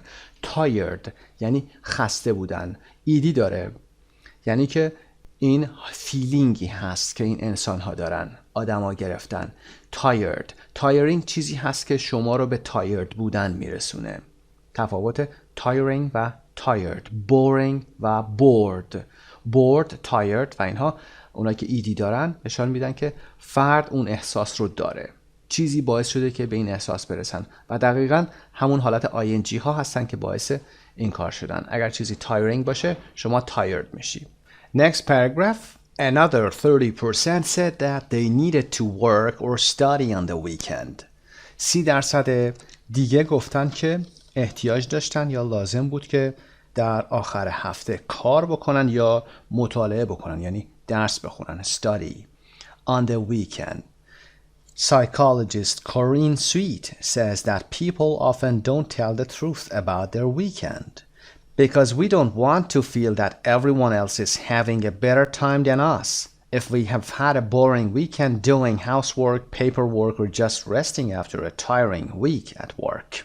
کارین سویت روانشناس میگه که مردم اغلب نمیخوان که واقعیت رو در مورد تعطیلاتشون بگن، نمیخوان بگن و در نقل قول از خود کورین میگه به خاطر اینکه ما نمیخوایم احساس کنیم که دیگران بیشتر بهشون خوش گذشته باشه وقتی که ما آخر هفته بورینگ و کسل کننده ای رو داشتیم و هاوس ورکمون انجام میدادیم یعنی کارهای خونه، نظافت، شستشو و غیره که واشینگ آپ و واشینگ دیشز و غیره هست. پیپر ورک یا کارهای اداری رو داشتیم انجام میدادیم، مال اداره رو آوردیم، همون آفیس ورک هست. or just resting و یا اینکه اصلا استراحت میکردیم بعد از یک هفته سخت کاری یا خسته کننده. A tiring week at work. هفته سخت کاری یا خسته کننده کاری رو سر کار داشتیم و خواستیم فقط استراحت کنیم. A tiring week در برابرش tired که قسمت بالا صحبت کردیم. Tiring باعث میشه ما tired بشیم. She also believes that networking sites such as Facebook and Twitter may be encouraging us to invent details about our social lives. اون همچنین معتقده که سایت‌های شبکه‌های اجتماعی از قبیل فیسبوک و توییتر ممکنه که ما رو تشویق بکنه به ساختن دروغ‌هایی در مورد زندگی اجتماعیمون. حالا invent details یعنی بیایم از خودمون بسازیم که در بالا توضیح دادیم. Our social lives زندگی‌های اجتماعی خودمون. life جمعش lives هست. FE تبدیل به VES میشه. و ادامه میده People can create an illusion of who they want to be and the life they want to live, says Corinne. And of course they want that life to seem exciting. مردم میتونن تصویری یا تصور غیر واقعی رو ایجاد بکنن. They can create یعنی ایجاد کردن. Creator با OR یعنی خالق. خدا میگیم God is the creator. خداوند خالق هست. پس can create an illusion تصوری رو میتونن ایجاد بکنن از کسی که میخوان باشن of who they want to be and the life they want to live و زندگی رو که میخوان داشته باشن. کورین در ادامه میگه و البته که اون زندگی رو هم که میخوان هیجان انگیز به نظر برسه. They want that life to seem exciting. خب پس میتونن همچین تصوری رو یا تصویر رو ایجاد بکنن. خب متن رو با هم خوندیم، برمیگردیم به previous page صفحه قبلی و با هم میریم سوالات رو پاسخ میدیم. Part A read the article once. What is the best summary? میخوایم یه سامری برای کل این متن پیدا بکنیم. What choice do you think is the best choice for us? People sometimes don't tell the truth about their weekend. C. مردم بعضی وقتا واقعیت رو در مورد آخر هفتهشون نمیگن. People sometimes don't tell the truth about their weekend. It's the best option. Okay, B, read the article again with a partner, choose A, B, or C. And then part B, read the article again with a partner, choose A, B, or C. Number 1, the survey has shown that 25% of people lie about their weekend. B, تحقیق نشون داده که 25% مردم در مورد آخر هفتهشون دروغ میگن. They lie about their weekend. 2. 30% of the people they interviewed 30% کسانی که اونها مصاحبه کردند needed to go to work on the weekend لازم بود که آخر هفته به سر کار برند. 3. Some people don't tell the truth about their weekend because بعضی از مردم در مورد آخر هفتهشون واقعیت رو نمیگن به خاطر اینکه their real weekend is very boring. آخر هفته واقعیشون واقعاً کسل کننده هست. 4. Social networking sites make people سایت های شبکه‌های اجتماعی مردم رو چه کاری میکنه؟ B. Make people try to make their lives seem more exciting. که سعی بکنن که زندگیشون رو خیلی هیجان انگیزتر نشون بدن.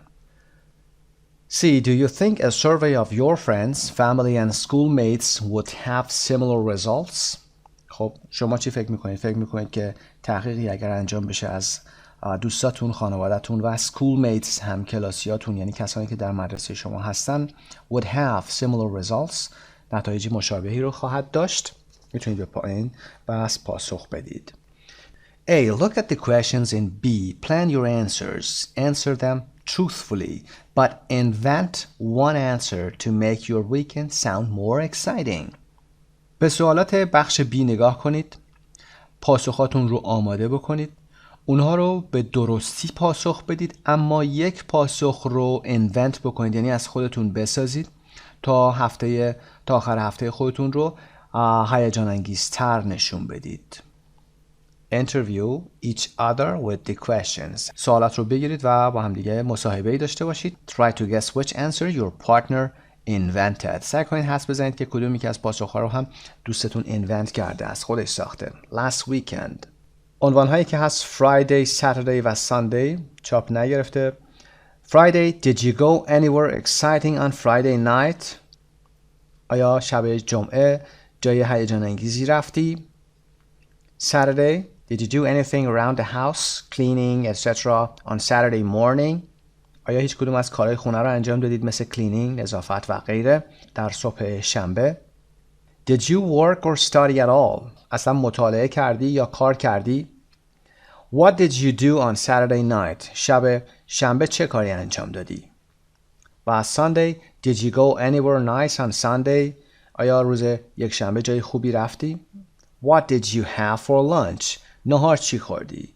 Did you do anything relaxing in the afternoon? آیا کاری که ریلکسینگ باشه یا آرامش بخش باشه در بعد از ظهر روز یک شنبه انجام دادی؟ که این سوالات براتون آسون هست و میتونید پاسخ بدید و یکی رو هم میتونید اینونت کنید و یه خورده exaggerate کنید، یعنی یه خورده مبالغه کنید، اغراق کنید در اون.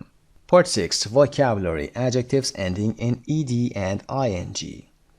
خب صفت هایی که در متن هم یه اشاره کردیم بهشون با ed و ing بودن رو میخوایم کار بکنیم در اینجا. A. Look at these two adjectives in the text. Tired in line 13 and tiring in line 19. Which one describes how you feel? Which one describes things and situations? خب به صفت هایی که در متن اومده مثل tired در خط 13 و tiring در خط 19 نگاه بکنید. کدومی که از اونها احساس شما رو توصیف میکنه و کدومی که از اینها وضعیت یا اشیا رو توصیف میکنه یا چیزها رو توصیف میکنه. خب در مورد صحبت میکنیم. tiring ing داره در انتها و صفت‌هایی از این قبیل مثل boring, exciting, interesting و غیره باعث ایجاد احساس میشن. اگر چیزی interesting باشه جالبه و احساس جالب بودن رو براتون داره. اگر چیزی boring باشه احساس کسالت آور بودن رو براتون میاره. اگر چیزی tiring باشه خسته کننده هست برای شما.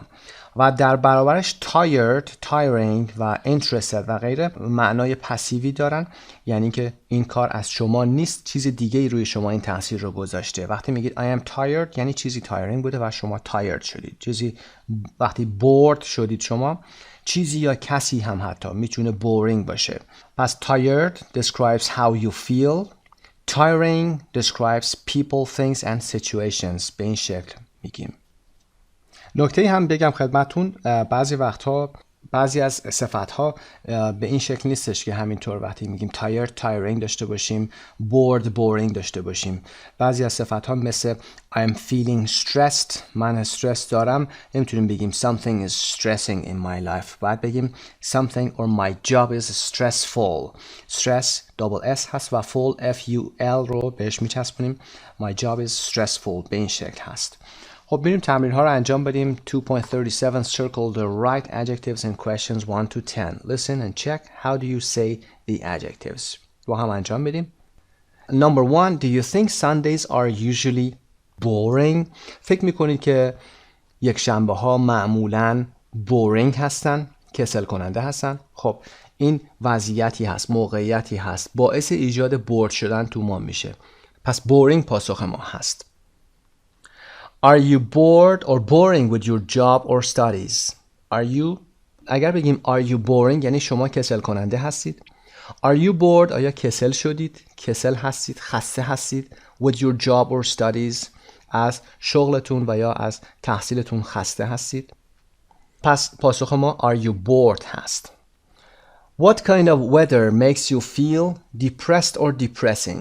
Depressed یعنی اون احساسی که در شما وجود داره از چیزی که depressing هست. پس پاسخ ما What kind of weather makes you feel depressed? چه نوع هوایی باعث میشه که شما احساس دیپرس شدن داشته باشید؟ I'm feeling depressed. اما the weather چی هست؟ The weather is depressing. For example, cloudy weather هوایی که ابری باشه is depressing. Number 4. Why do you think the news is often depressed or depressing?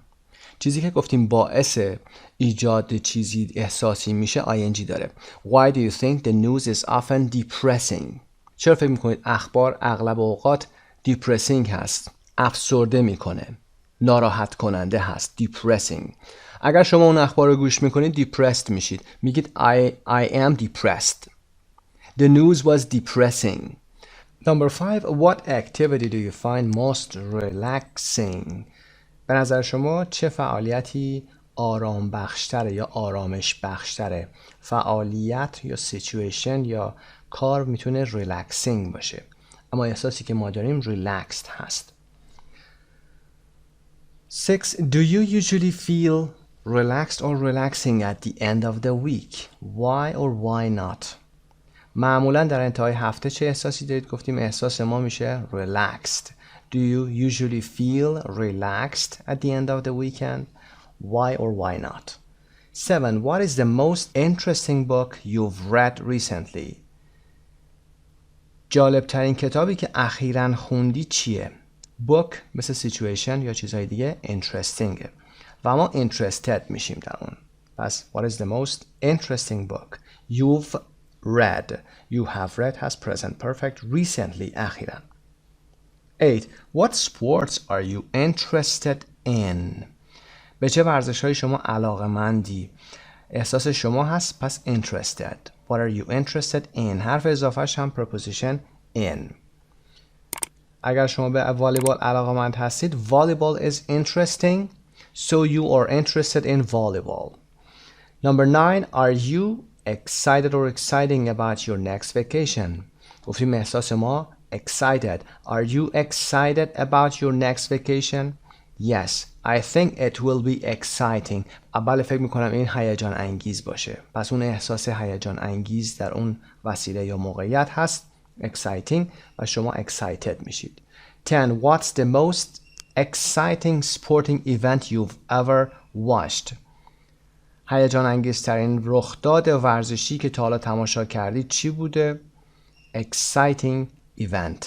خب C. Ask and answer the questions with a partner. Give more information if you can. میتونید حالا بیشتر بستش بدید و بیشتر هم در مورد صحبت بکنید. 7. If you love somebody, set them free. By famous English singer Sting, 1985. Okay, now you can enjoy this song and have a good time. Bye for now. به نام خدا. Review and check. Unit 3 and 4. Part 1. Grammar. Circle A, B or C. Number 1. How long to stay in Turkey? چه مدت در ترکیه اقامت میخوایم بپرسیم؟ چه مدت میخواید در ترکیه اقامت داشته باشید؟ قصد رو میخوایم بپرسیم. How long are you going to stay in Turkey? گزینه B. How long are you going to stay in Turkey? چه مدت قصد دارید در ترکیه اقامت داشته باشید؟ این پلنمون هست. دارن از ما پلن رو میپرسن. Number 2. I think rain tonight. فکر میکنم امشب بارون. پس فکر میکنم امشب میخواد بارون بیاد. I think it's going to rain tonight. It's going to rain tonight. گزینه C. ساختارش به این شکل هست. I think it is going to rain tonight. ابر رو داره میبینه و پیش بینی میکنه که امشب بارون بیاد.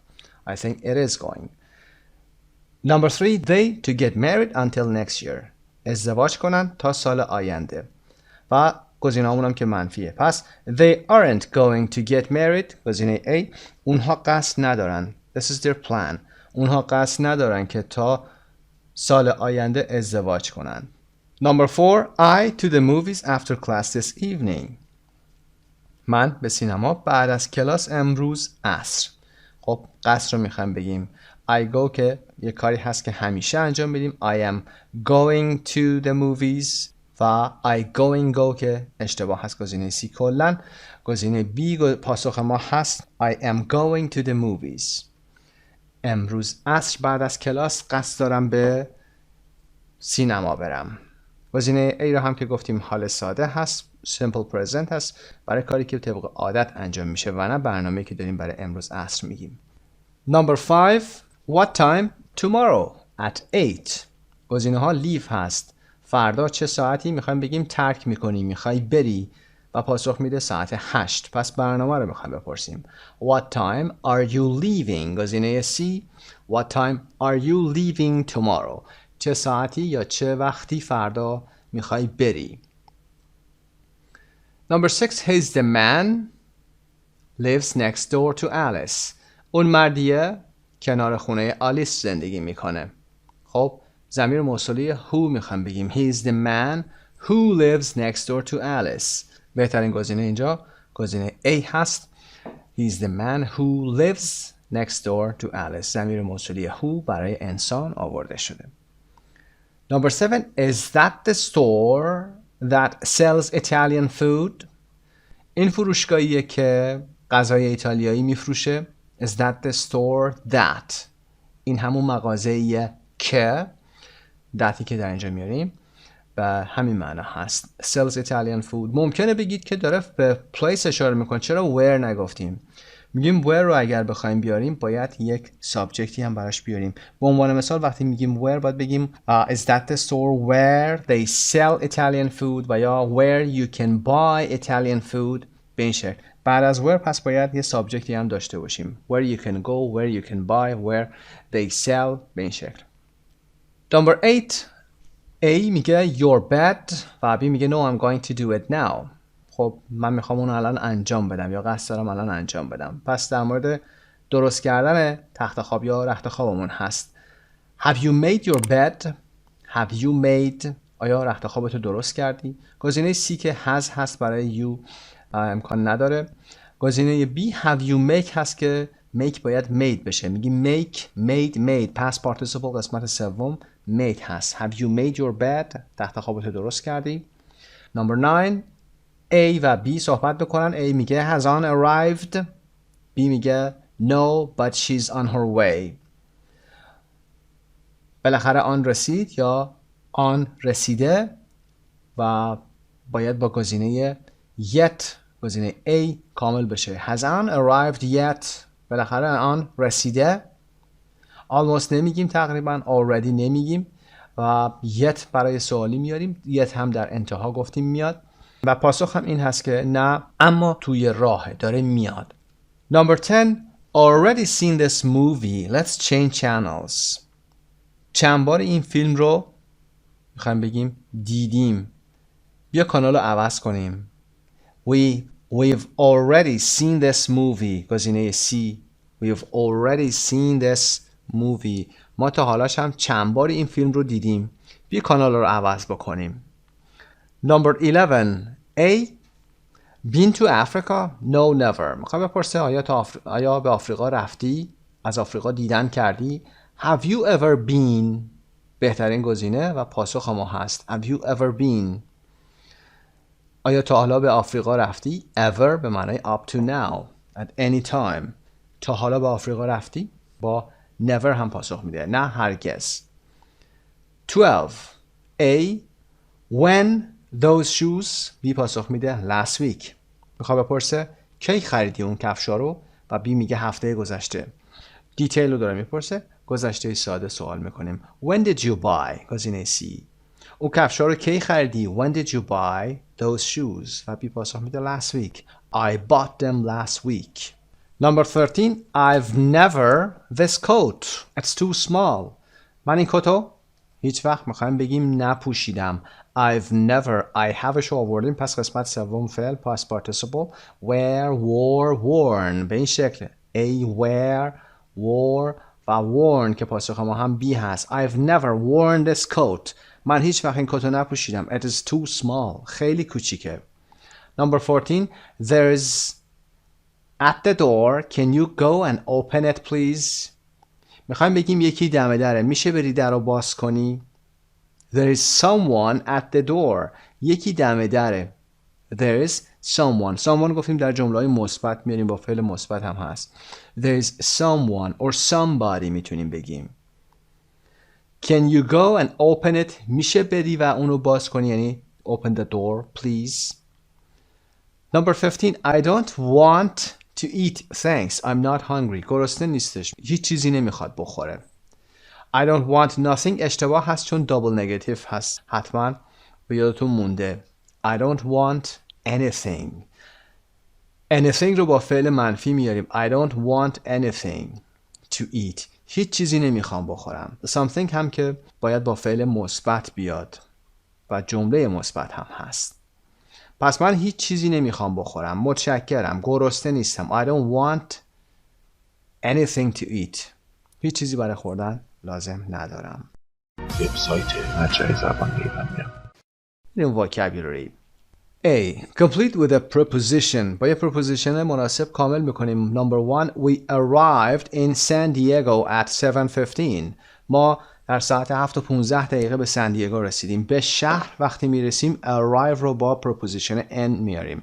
In. I arrived in New York. I arrived in Tehran. But I arrived at work at 8 o'clock.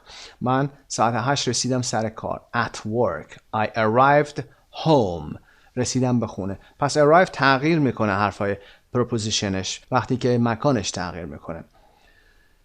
Number 2. I'm coming. Wait for me. دارم میام. برام صبر کنید. Wait for me.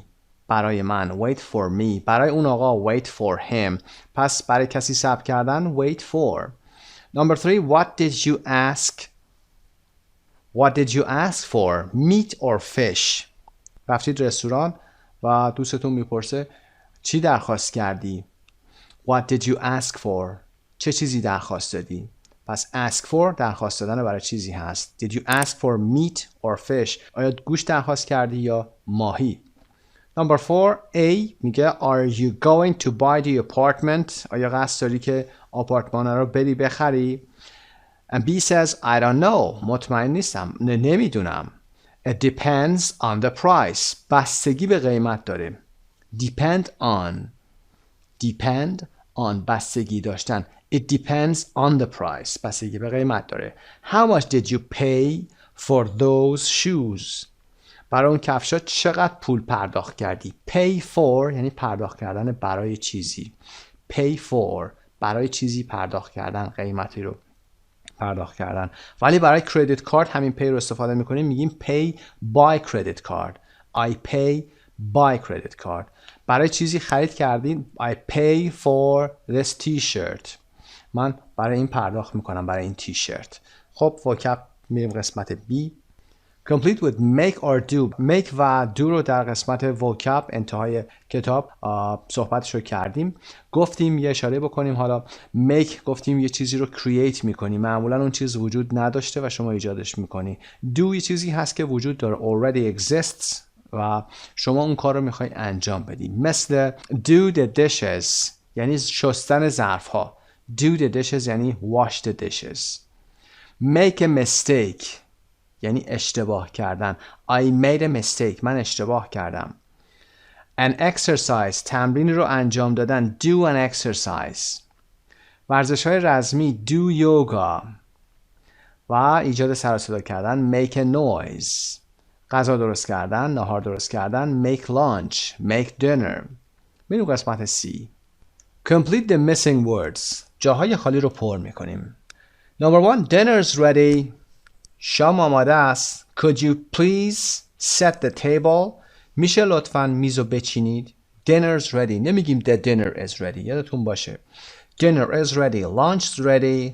نهار آماده است. Could you please set the table? میشه میز رو بچینی یعنی ظرفا رو روش بذاری. متضادش هم چی هست؟ The opposite is clear. Could you please clear the table? میشه روی میز رو جمع کنی. clearش بکنی. Number 2. I'll cook if you do the dishes. همطور که در قسمت بالا گفتیم من غذا میپزم یا آشپزی من آشپزی میکنم اگه شما ظرفا رو بشوری. If you do the dishes. Number 3. Where are the changing rooms? اتاق پروف کجا هست؟ I want to try on this sweater. میخوام این پلیور رو برم چک کنم، پروف کنم، بپوشم. I want to try on. Number 4, if you want to take something back to a store, you need to have the receipt. To take something back to a store یعنی که چیزی رو ببری برگردونی، پس بدی. اگر میخوای چیزی رو ببری پس بدی به فروشگاه you need to have لازمه که چی رو داشته باشی؟ The receipt. رسید رو داشته باشی. receipt R-E-C-E-I-P-T هست. 5. These shoes don't fit me. این کفشا اندازه من نیستن. They're too small. اونا خیلی کوچیکن. Don't fit me. Don't suit me. suit یعنی به من نمیان. Number 6. The flight to Miami is now leaving from gate 12. پرواز خروجی میامی از گیت 12 داره انجام میشه یا داره اونجا رو ترک میکنه.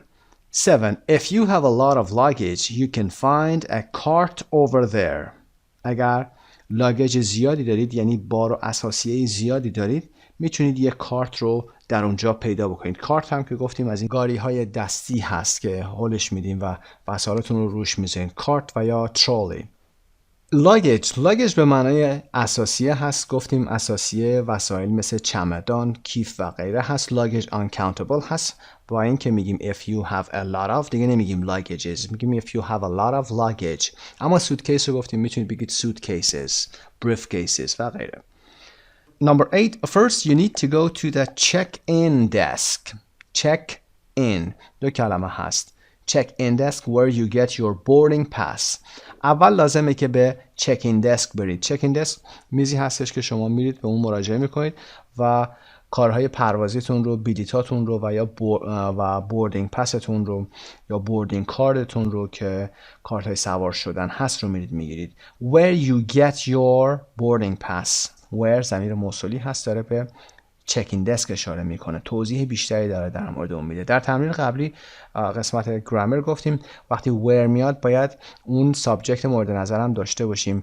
جایی که شما میری این کار رو انجام میدی. Where you get your boarding pass. 9. International flights depart from Terminal 2. پروازهای بین‌المللی از ترمینال 2 پرواز میکنن. Depart یعنی خارج شدن، خروجی ها، عزیمت کردن، رفتن. Number 10. There are elevators to the second and third floors. برای طبقات دوم و سوم آسانسور موجود هست، وجود داره. There are elevators. همین elevator رو در بریتیش میگیم lift. L-I-F-T. D. Circle the right adjective. صفت مناسب و درست رو خط میکشیم. Number 1. This exercise is really boring. این تمرین واقعا یا این ورزش واقعا کسل کننده هست. This exercise is boring. Situation یا کاری که باعث بورد شدن شما میشه boring هست. Number 2. I never feel relaxed the day before I go on vacation. روز قبل که میخوام برم سفر هرگز احساس آرامش ندارم. I never feel relaxed.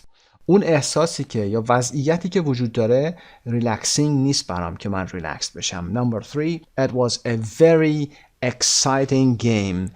بازی خیلی هیجان انگیزی بوده. A very exciting. و میتونید ادامه بدید and I was excited. و من هم excited شدم. Number 4. Jack is depressed.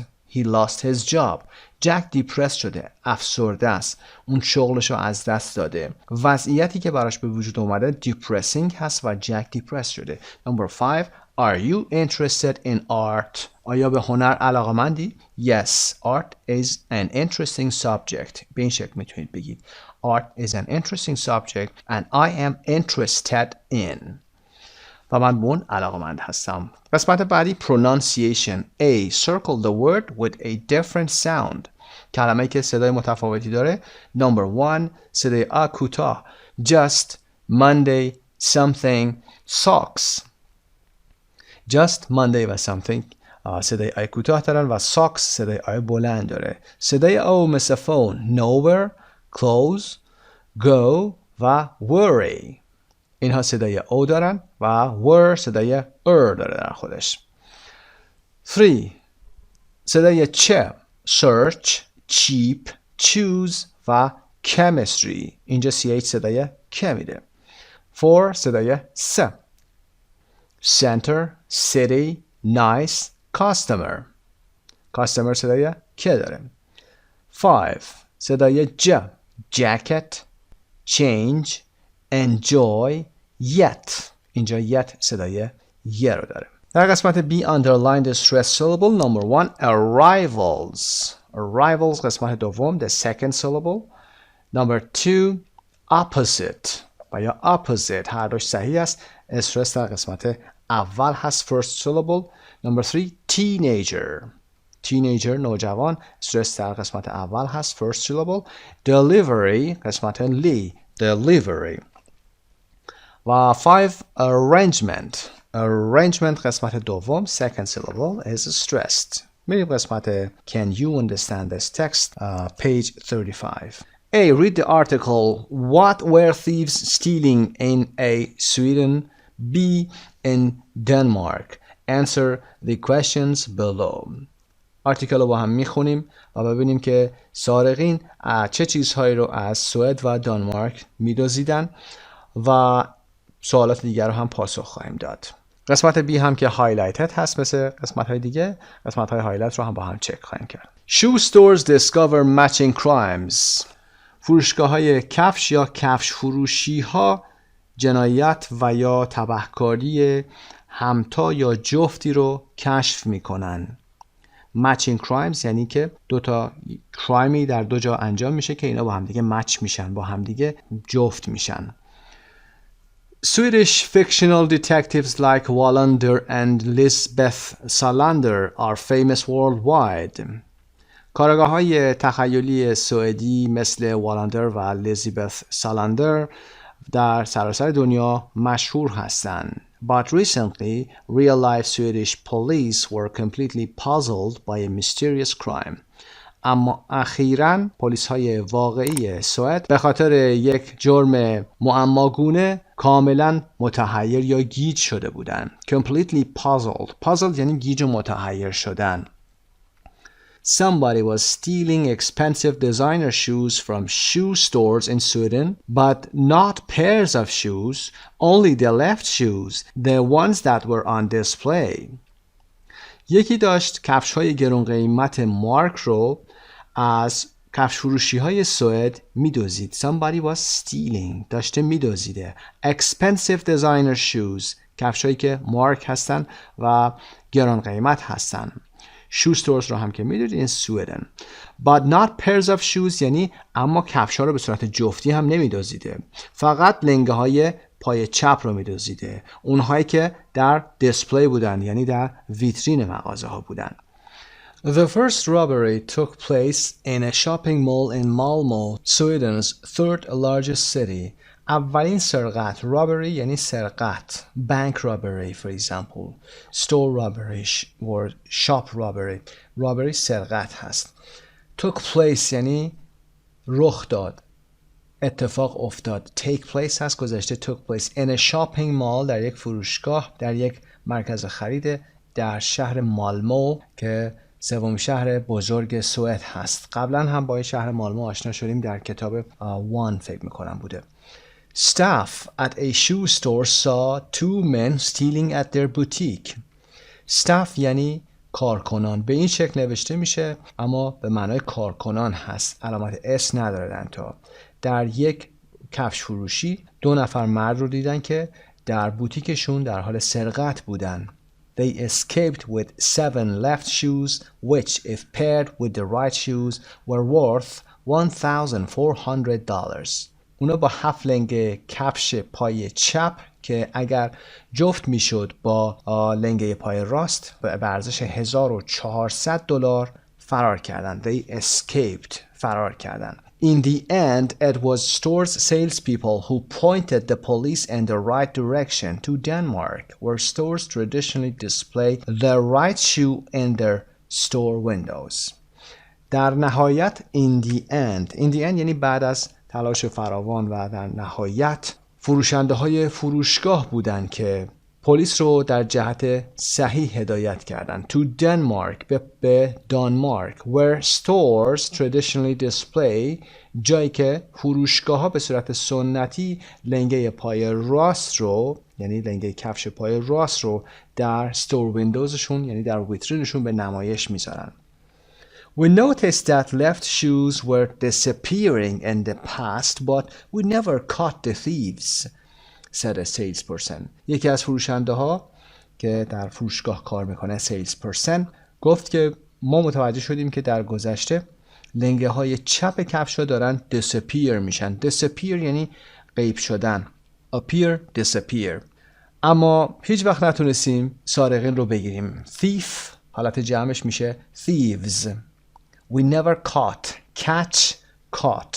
caught فعل زمان گذشته catch هست CATCH و کات به این شکل نوشته میشه.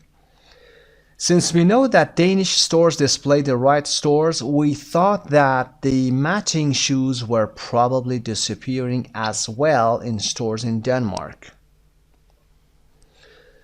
از اونجایی که ما میدونیم که فروشگاه‌های دینش یعنی دانمارکی، دنمارک ملیتش میشه دینش. Danish stores display the right shoes. فروشگاه‌های دانمارکی لنگه پای راست رو به نمایش میذارن یا توی ویترین میذارن. فکر کردیم که اون لنگه های مچ یا جفت باید احتمالاً در دانمارک هم ناپدید میشه. Malmö, home to 125 stores, is only a 30-minute train ride away from Copenhagen, which has several hundred stores and many brands are sold in both cities. مالمو که 125 فروشگاه کفش داره یا کفش فروشی داره، با قطار فقط 30 دقیقه از کوپنهاگ فاصله داره. کوپنهاگی که چند صد فروشگاه داره و بسیاری از برندها در این دو شهر به فروش میره. برندز همون مارک یا نشان تجاری هست. Yesterday, police finally announced that they had arrested the men responsible for the robberies. دیروز پلیس در نهایت اعلام کرد که اونها مردانی که مسئول این سرقت بودن رو دستگیر کردن یا دستگیر کرده بودن. Had arrested past perfect هست.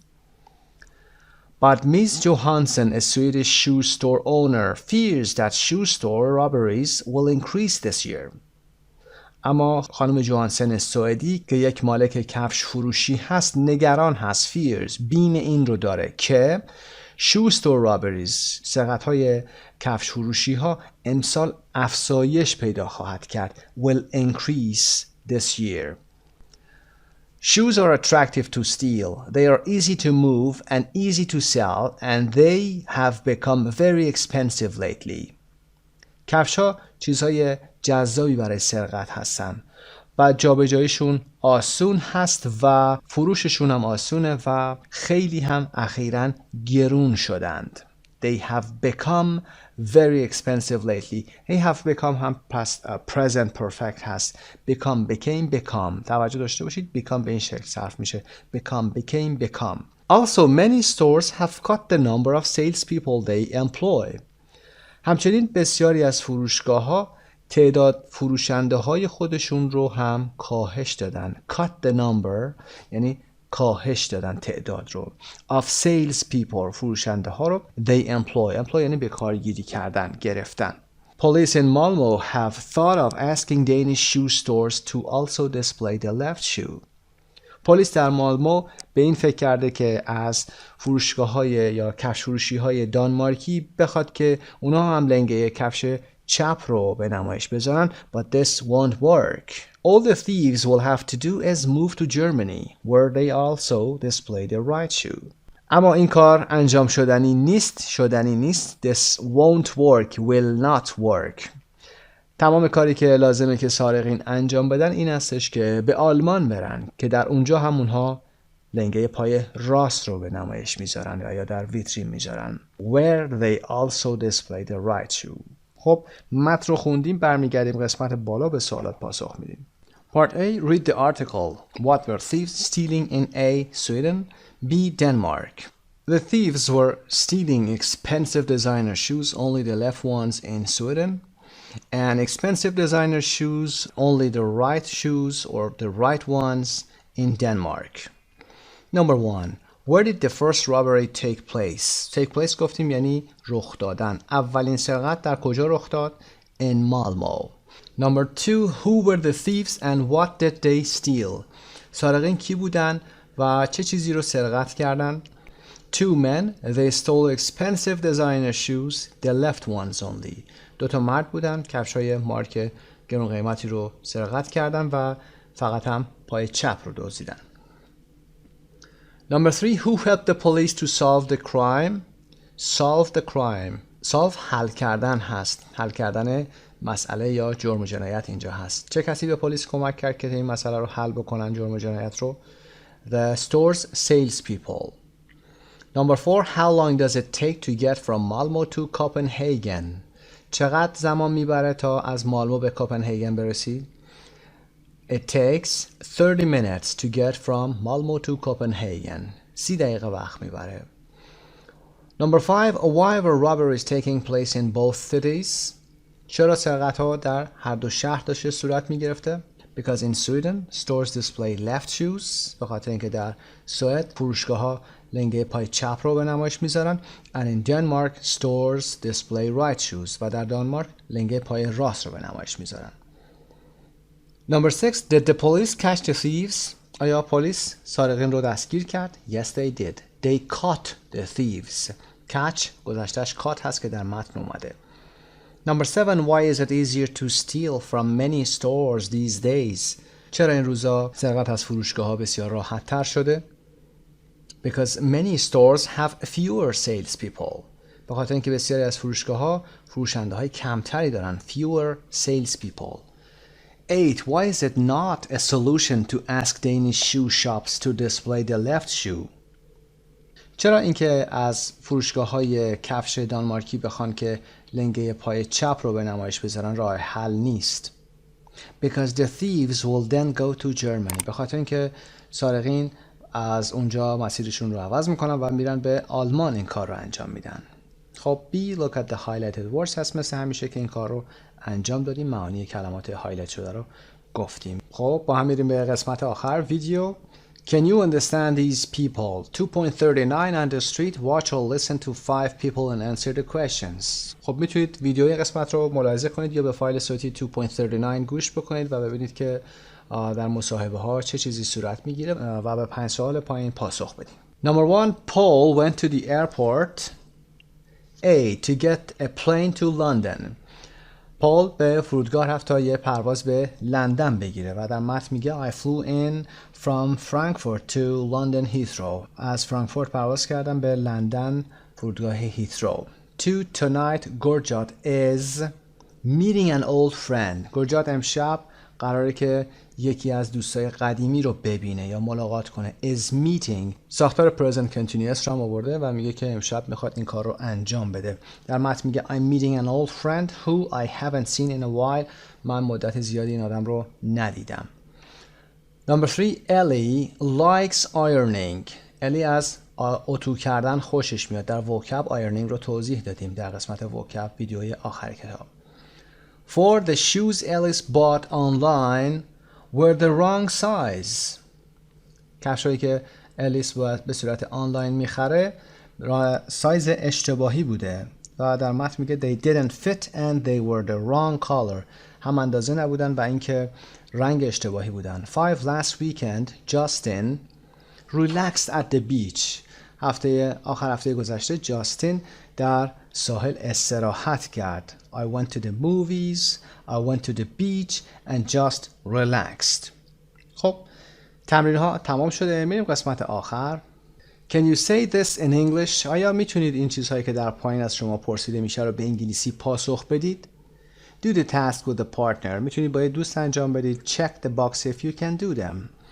Number 1. Can you talk about 3 plans you have for next month using going to and make 3 predictions? میتونید با استفاده از ساختار going to 3 تا برنامه یا طرحی که برای ماه آینده دارید رو بسازید و یا بگید. 3 تا هم predictions یعنی پیشگویی کنید، پیش بینی کنید بگید. مثلا از بازی فوتبال یا از وضعیت آب و هوا. Number 2. Say 3 arrangements you have for tomorrow using the present continuous. با استفاده از ساختار حال استمراری یعنی شکل ساده نه going to بیایید استفاده بکنید. 3 تا arrangement یعنی 3 تا برنامه‌ای رو که برای فردا دارید رو بیایید بگید. مثال بالا که I'm meeting an old friend tonight. Number 3. Explain what the following 3 words mean using expressions for paraphrasing. paraphrase هم که گفتیم دگرگویی هست یعنی به شکل دیگه‌ای گفتن هر چیزی هست. از ضمایر موصولی ها استفاده می کنید اینجا. مثلا a thief, a shopping mall و a shoe رو باید توصیف بکنید، توضیح بدید. A thief, a someone به این شکل. Who بقیه رو خودتون میگید. B. A shopping mall. A shopping mall is a place where حالا میتونید بگید you can buy things. A shoe is something that به این شکل میتونید توضیح بدید. Number 4, say 3 things you have already done or haven't done yet today. 3 تا چیزی که همین الان دیگه انجامش دادید و یا اینکه هنوز انجام ندادید امروز رو بیایید بگید. البته با present perfect میتونید این کار رو انجام بدید. Number 5, ask a partner 3 questions about his or her experiences using ever. Answer your partner's questions. از ساختار ever بیایید استفاده بکنید. به عنوان مثال 3 تا سوال باید از دوستتون بپرسید در مورد تجربیاتش یا خاطراتش. Have you ever done that before? Have you ever seen this movie? Have you ever heard this joke? به شکل پاسخ هم باید بدید. اگر دوستتون میگه شما پاسخ بدید. میتونید بگید no never. I have never heard this joke. I have never seen. Yes, I have. I saw this movie, for example, in 1999 به عنوان مثال. Number 6, say 3 sentences using something, anywhere, and nobody. Something, anywhere و nobody رو در موردش توضیح دادیم. در گرامر کامل گفتیم با اینها جمله بسازید. از هر کدومشون اگر میتونید چند تا جمله بسازید خیلی خوب هست. Something در جمله های مثبت، anywhere در جمله های با فعل منفی و nobody در جمله هایی که فعلشون مثبت هست اما معنا مفهومش منفی هست میتونید استفاده بکنید. خسته نباشید. به نام خدا. Unit 4 Grammar Bank 4A Present Perfect. تاپیک گرامر این درس ما حال کامل هست. Present Perfect. در باکس سفید I've finished my homework. من تکلیفم رو تموم کردم. She has cleaned the kitchen. اون آشپزخونه رو تمیز کرده. He hasn't done the dishes. اون ظرفا رو نشسته. A. Has she turned off her phone? آیا اون موبایلش رو یا تلفنش رو خاموش کرده؟ No, she hasn't. نه، نکرده. در قسمت پایین rules we often use the present perfect to talk about the recent past, not saying exactly when things happened. حال کامل رو همونطور که میدونید در انگلیسی present perfect میگیم برای صحبت در مورد وقایع یا رخدادهای اخیر استفاده میکنیم که در گذشته بوده و دقیقاً هم نمیگیم که کی چیزی اتفاق افتاده. مثل I've finished my homework که در قسمت بالا اومده، من تکلیفم رو تموم کردم، یعنی کاری رو در گذشته انجام دادم، حالا از این لحظه به قبلش. دقیقاً هم نمیگیم کی، ما یک کار تمام شده داریم. We often use the present perfect to give news. اغلب هم از present perfect برای اعلام خبر یا خبر رسوندن یا خبر دادن در مورد چیزی استفاده میکنیم. مثل Mary's had her baby. Mary has had her baby. had قسمت سوم فعل have has, have has, had. مری بچهش به دنیا اومده. و یا A package has arrived for you. یه بسته برات رسیده. یه بسته برات رسیده. داریم خبری رو میدیم. بریم قسمت پایین جدول. Full form I have contractionش I've negative I haven't. جمله کامل I have finished the exercise. من تکلیف رو یا تمرین رو تمام کردم. I have finished the exercise. من تمرین رو تمام کردم. کوتاه میکنیم I've finished my exercise or the exercise. I have رو I've میخونیم در حالت contraction.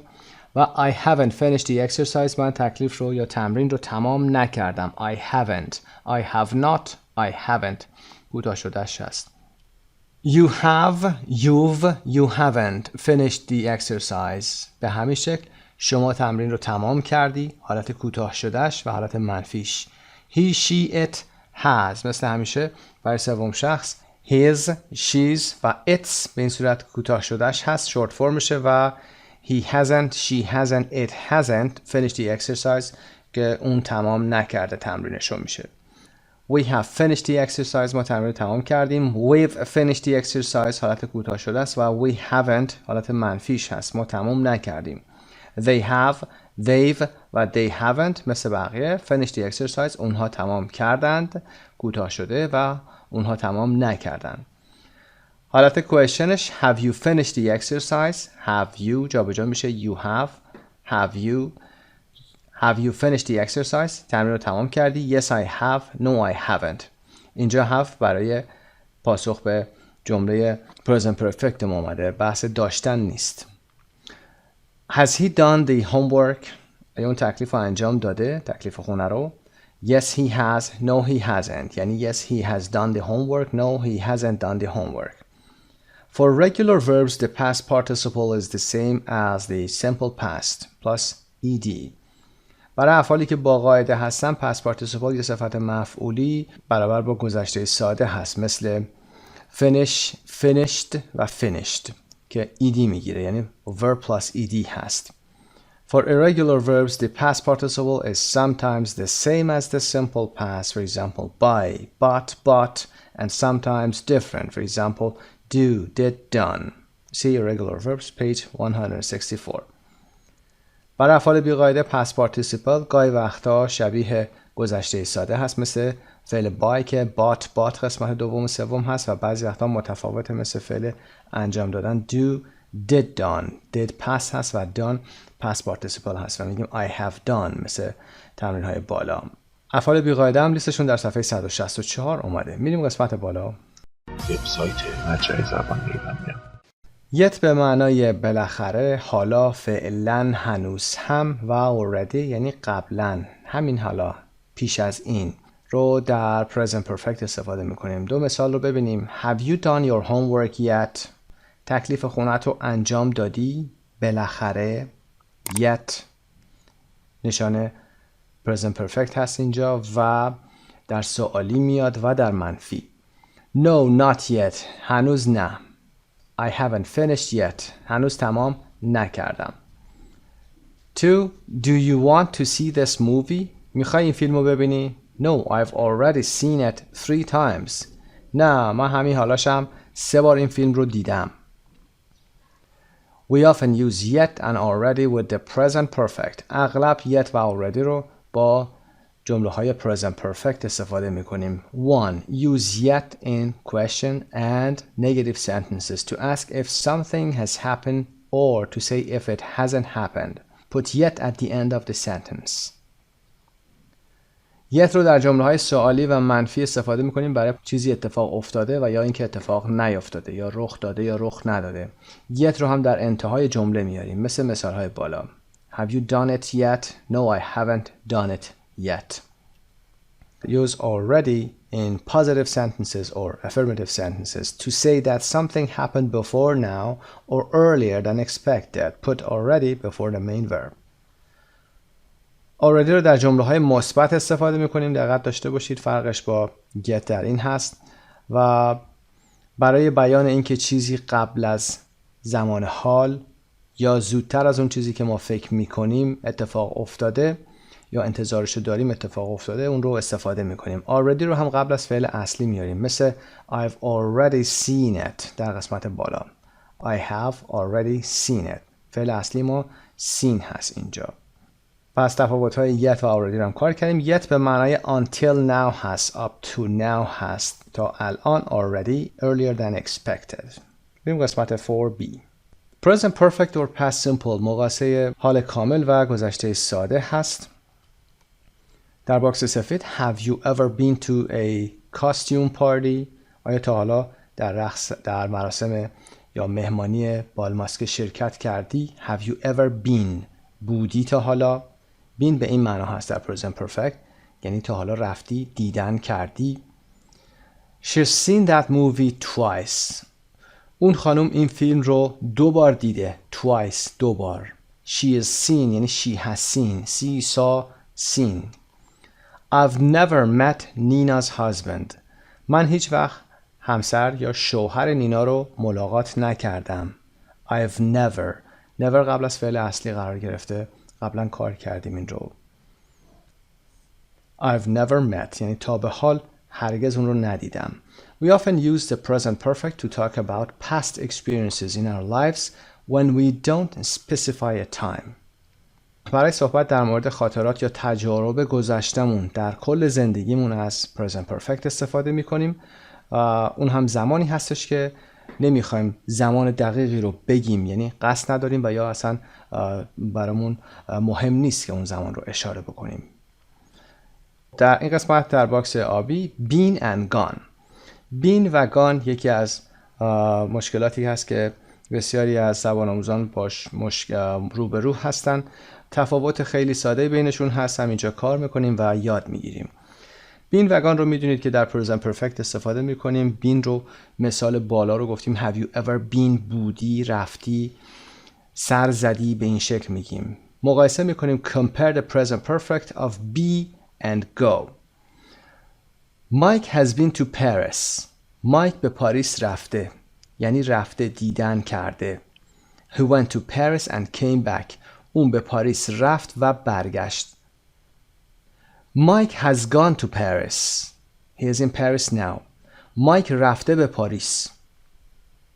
الان اون تو پاریسه. پس تفاوت بین و گان در این هست که بین یعنی رفتن و دیدن کردن و برگشتن. You go there and come back again and you are here now. و has gone یعنی you are there now. Mike has gone to China. مایک الان چینه، اینجا نیست. Mike has gone to the supermarket. رفته سوپرمارکت یعنی الان توی خونه نیست. ولی اگر بگیم Mike has been to the supermarket یعنی رفته و برگشته، الان توی سوپرمارکت نیست. پس بین بودنش رو نشون میده، گان مثل فعل go رفتن رو نشون میده، دیگه برگشت نداره. Present perfect or past simple، حال کامل استفاده کنیم یا گذشته ساده. Have you ever been to Mexico؟ آیا تا به حال ever یعنی up to now at any time، آیا هیچ وقت یا تا به حال به مکزیک رفتی؟ Yes I have یعنی yes I have been to Mexico، یعنی بله رفتم به مکزیک و برگشتم، اونجا بودم، اونجا دیدن کردم. When did you go there؟ میخواد جزئیات رو بپرسه، با past simple میپرسه. کی رفتی اونجا؟ I went last year. من سال گذشته رفتم. جزئیات رو دوباره با گذشته ساده جواب میده. چرا؟ چون میگیم وقتی که زمان رو میخوایم بپرسیم باید گذشته ساده داشته باشیم. past simple finish action و specific time داره. تو present perfect ما finish action رو صحبت نمی کنیم، ما time رو صحبت نمی کنیم، جزئیات رو نمی پرسیم. و سال گذشته رفتم. last year یک expression هست، time expression دقیقا مشخص میکنه. I went گذشته ساده. Have you seen his new movie؟ آیا فیلم جدید اون آقا رو دیدی؟ Have you seen his new movie؟ دیدی؟ Have you seen؟ Yes I have. بله دیدم، به این معنا هست. اگر long answer میخوایم بدیم میگیم Yes I have seen his new movie. و میخواد جزئیات بپرسه. What did you think of it؟ نظرت در موردش چی بود؟ What did you think of it؟ I loved it. من عاشقش شدم یا عاشقش بودم، یعنی خیلی خوشم اومد. میخواد دیتیل بپرسه، پس باید از گذشته ساده استفاده کنیم. بریم قسمت رولش. Conversations often begin in the present perfect with a general question and then changes to the simple past to ask for or give specific details. For example, when, what, where, who, with, etc. مکالمات اغلب با present perfect شروع میشه که یک general question داره، مثل what have you done to your leg؟ پا چی شده؟ و بعد then change to the simple past. از اونجا به بعد دیگه تغییر میکنه به گذشته ساده. To ask for or give specific details. یا اینکه سوال بپرسه یا اینکه اطلاعات دقیق تری رو بخواد بده، جزئیات بیشتری رو بخواد بده. For example, I dropped for example something heavy on my leg. چیز سنگین رو پام انداختم. I dropped. به این شکل توضیح میده. When, what, where و who, with رو که میدونید که سوال میپرسن، چه وقتی، چه چیزی، کجا و با کی و غیره. بریم قسمت 4C. Something, anything, nothing, etc. 2.34 People. جمله مثبت، منفی، سوالی و پاسخ منفی. Somebody or someone has taken my pen. یک کسی یا شخصی خودکارم رو برداشته. Has taken present perfect داره خبری رو میده. Somebody or someone. میخوایم بگیم یک کسی، به جای یک فرد میخوایم بگیم یک کسی، نمیخوایم اسمشو بگیم، میگیم یک کسی خودکارم رو برداشته. معادلش در انگلیسی میشه somebody و یا someone، هر دوش درست هست، یه سر هم مینویسیم. Somebody or someone. اینهایی که در انتهاشون body و one داره رو برای خودتون کدگذاری بکنید، اینا به فرد اشاره میکنه. و حالت نگاتیو I didn't speak to anybody or anyone. من با هیچ کس صحبت نکردم. Anybody or anyone اینها به فرد اشاره میکنن. وقتی any میگیم یعنی منفی. I didn't speak to anybody or anyone. هیچ کس. Somebody مثبته یعنی با یک کسی فعل مثبت داریم. برای منفی کردن میگیم I didn't speak to anybody. نمیگیم I didn't speak to nobody. anybody رو در جمله منفی میاریم و با فعل منفی. nobody رو نمیتونیم بیاریم چون nobody no داره داخلش و منفیه و منفی در منفی ما نداریم double negative. بریم قسمت پایین. question did anybody or anyone call. آیا کسی زنگ زد؟ آیا کسی زنگ زد؟ با یه نگاهی به negative و question متوجه میشیم که anybody و anyone در جمله های منفی و سوالی کاربرد دارن. یعنی هر وقت خواستیم سوالی کنیم از anybody و anyone استفاده میکنیم و منفی خواستیم بکنیم همینطور. اما برای جمله مثبت از somebody. و اما در قسمت پایین پاسخ منفی no nobody no one nobody called. No nobody nobody called or no one called. نه هیچ کس. به همین سادگی میگیم no nobody no no one. نه هیچ کس. Nobody called. هیچ کس زنگ نزد. به این معنا میشه. No one called به معنای هیچ کس زنگ نزد هست. Things در قسمت پایین برای اشیا چه کار میکنیم؟ میخوایم بگیم یه چیزی. بالا گفتیم یه کسی، شخصی. I bought something for dinner. من یه چیزی برای شام خریدم. پازیتیو هست. I bought something. بالا گفتیم somebody یه کسی مثبت بود. حالا میخوایم بگیم منفی. کاری انجام ندادم. چیزی نخریدم. I didn't do anything on the weekend. من هیچی آخر هفته انجام ندادم. هیچ کاری انجام ندادم. سوالی هم همین شکل. Is there anything in the refrigerator? چیزی داخل یخچال هست؟ Anything هم مثل anybody و anyone برای جمله های منفی و سوالی استفاده میشه. I didn't do anything. Is there anything? سوالی. پاسخ کوتاه میده No nothing. نه هیچ چیز. There is nothing in the refrigerator. هیچ چیزی توی یخچال وجود نداره. خب در ادامه میگه There is nothing in the refrigerator. توی یخچال چیزی وجود نداره. There is nothing. جمله ما فعلش مثبته پس باید باش nothing رو بریم. There is nothing. نمیتونیم بگیم there is anything. اون مفهوم منفی رو به ما نمیرسونه. Anything با فعل منفی میاد و یا در سوال میاد. پس things, something, anything و nothing. Something مثبت، anything منفی و سوالی و nothing هم که در جمله با معنای منفی میاره. There is nothing. هیچ چیزی توی یخچال وجود نداره. Places. Let's go somewhere this weekend. مثبته. بیاین آخر هفته بریم یه جایی. Somewhere. یه جایی. We didn't go anywhere this summer. این تابستون هیچ جا نرفتیم. Didn't go anywhere. و is there anywhere to park? جایی برای پارک وجود داره.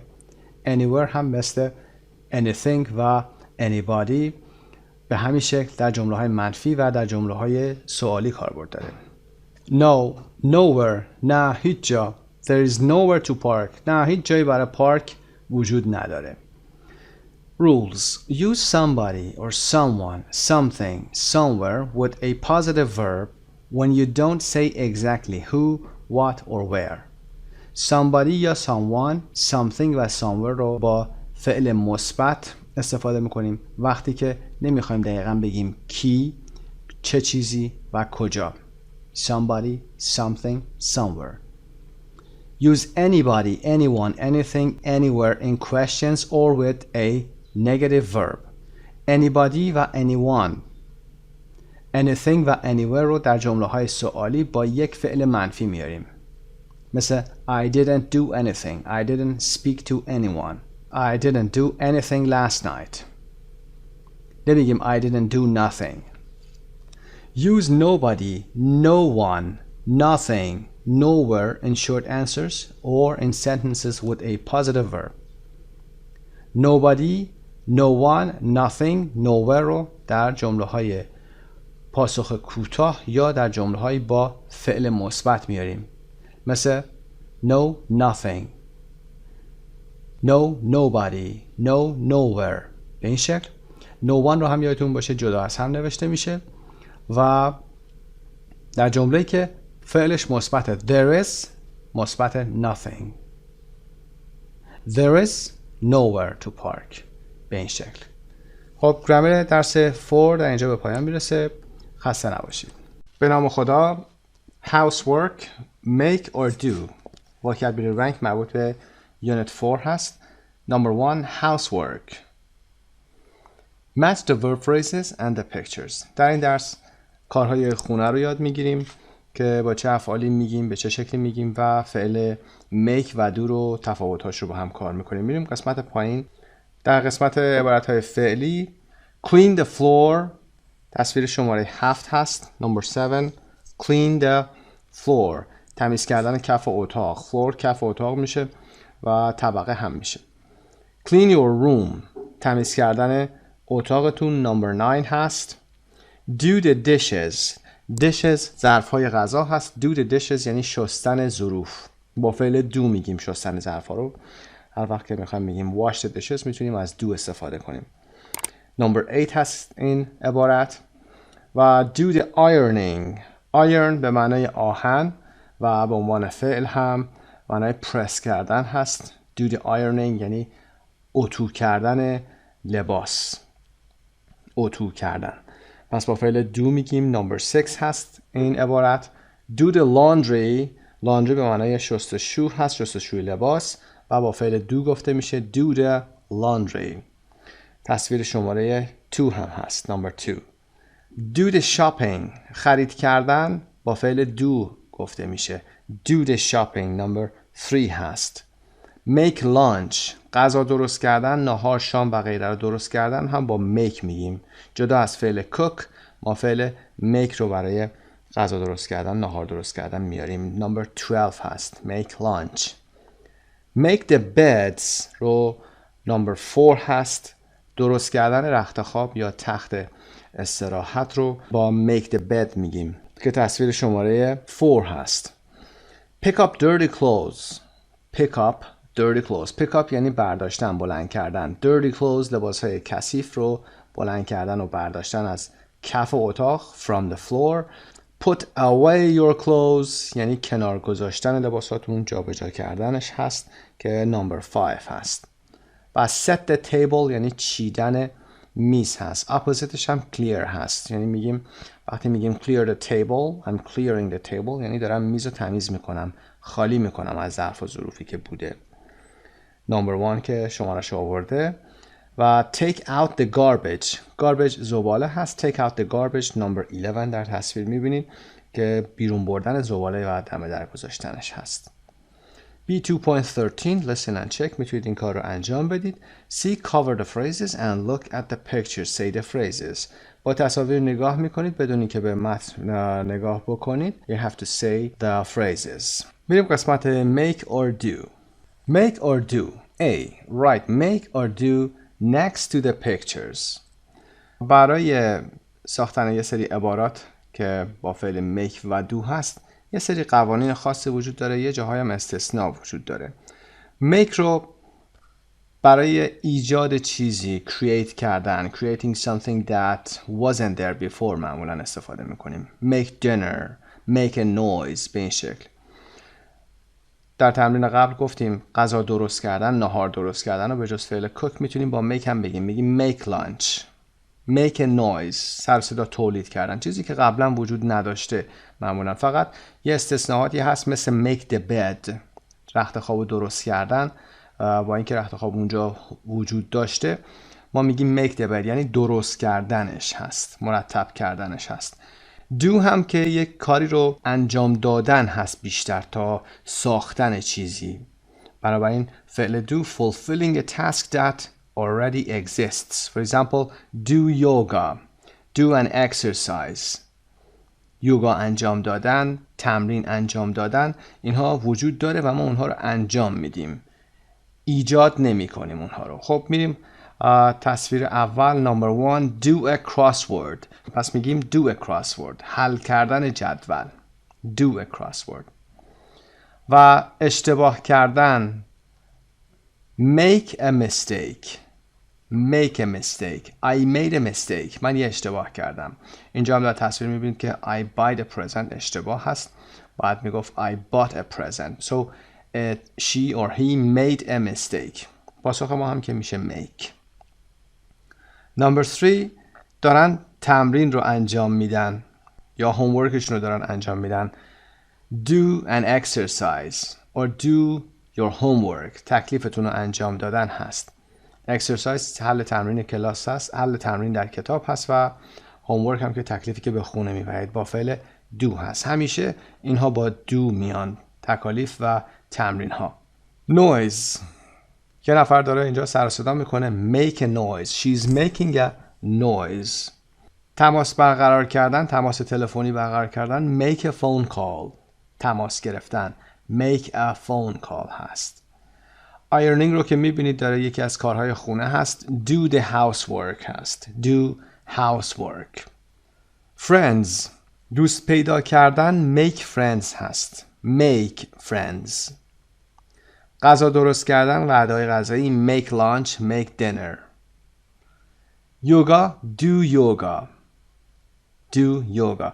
ورزش‌های مارشال آرتس مثل که هنرهای رزمی هستن مثل یوگا، جودو، کراتی، آیکیدو و به این شکل همشون با فعل do میان. do yoga, do karate.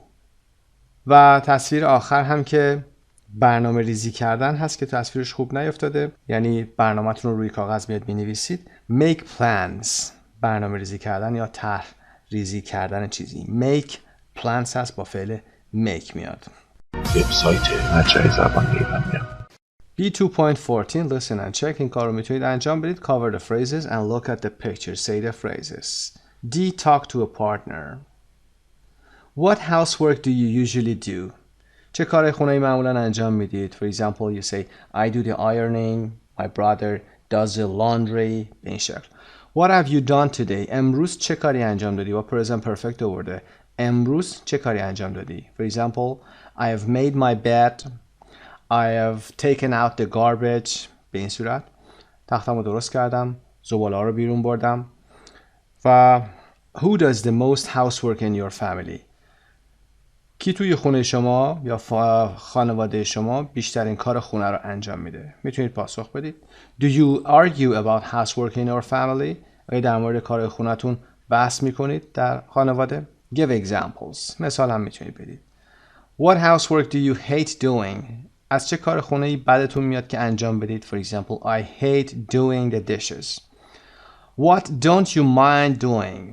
چه چیزی براتون اهمیتی نداره انجام بدید؟ مهم نیست. یعنی سختتون هم نیست، خوشتون هم نمیاد، بینابینه.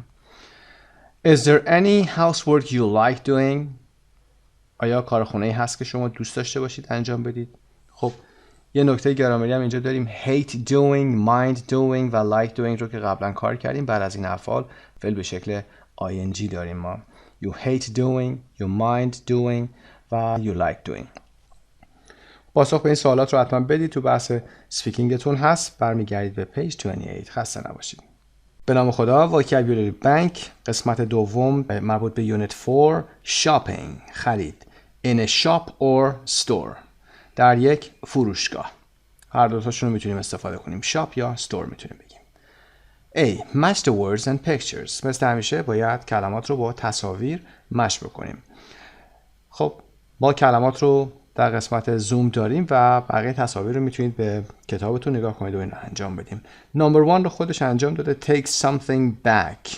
چیزی رو پس آوردن، پس دادن هست. take something back. I want to take it back. میخوام برش گردونم. از بالا انجام میدیم. check out نمبر 3 هست. جایی که شما وسایلتون رو میبرید. کشیر اونجا هست و قیمت ها رو حساب میکنه و وسایل شما رو توی یک پلاستیک بگی میریزه. customer که میدونید نمبر 4 هست، مشتری. fitting rooms اتاق پروف هست. changing rooms هم گفته میشه. number 5 هست. receipt number 2 هست که رسید چیزی هست که شما گرفتید یا خریدید هست، قیمتش روش هست و جنستون و تعدادش و غیره. receipt فقط به املاء receipt دقت داشته باشید. بعد از EIP هست که یک مقدار مشکل هست برای بعضی از دوستان. EIP رو حتما باید بنویسید. salesperson number 8 هست، فروشنده هست.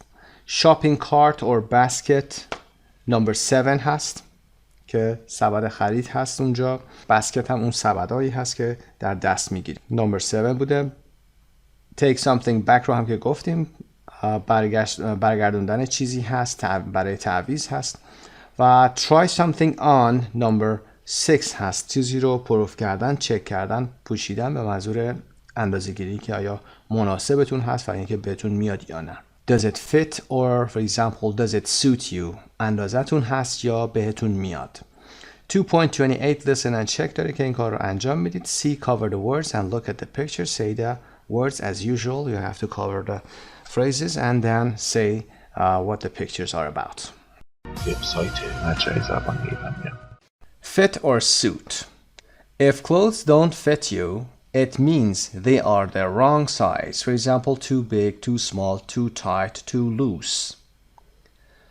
fit یعنی اندازه بودن، suit یعنی به شما اومدن. اگر لباسا یا پوشاک don't fit you، اندازه شما نباشه، به این معنا هست، منظورمون don't fit you یعنی به این شکل هست که اونا they are the wrong size، سایز اشتباهی هستن، سایز شما نیستن. به عنوان مثال خیلی بزرگن، بار منفی داره to. خیلی بزرگن، خیلی کوچیکن، خیلی تنگ هستن too tight، خیلی تنگ هستن، یا too loose هستن، خیلی گشاد هستن. loose تلفظ کنید، double o هست، با lose گم کردن اشتباه نکنید. too loose که متضاد too tight هست، اپوزیتش هست. خب این از fit. for example this t-shirt fits me، این اندازمه. it doesn't fit you یعنی اندازتون نیست. خب میریم suit. if clothes don't suit you, it means they don't look good on you. اگر لباسی به شما نیاد don't suit you میگیم. for example this t-shirt doesn't suit you، این تیشرت بهت نمیاد. it means they don't look good on you یعنی رو تنتون خوب به نظر نمیرسن. به این صورت میگیم در انگلیسی it doesn't look good on you، به شما نمیاد. number 2 online. read the text about shopping online. متنی رو در مورد خرید آنلاین هست با هم میخونیم. then complete it with words from the list. و کلماتی که در قسمت پایین اومده در این لیست اومده رو باید استفاده بکنیم. کلمات رو با هم میخونیم.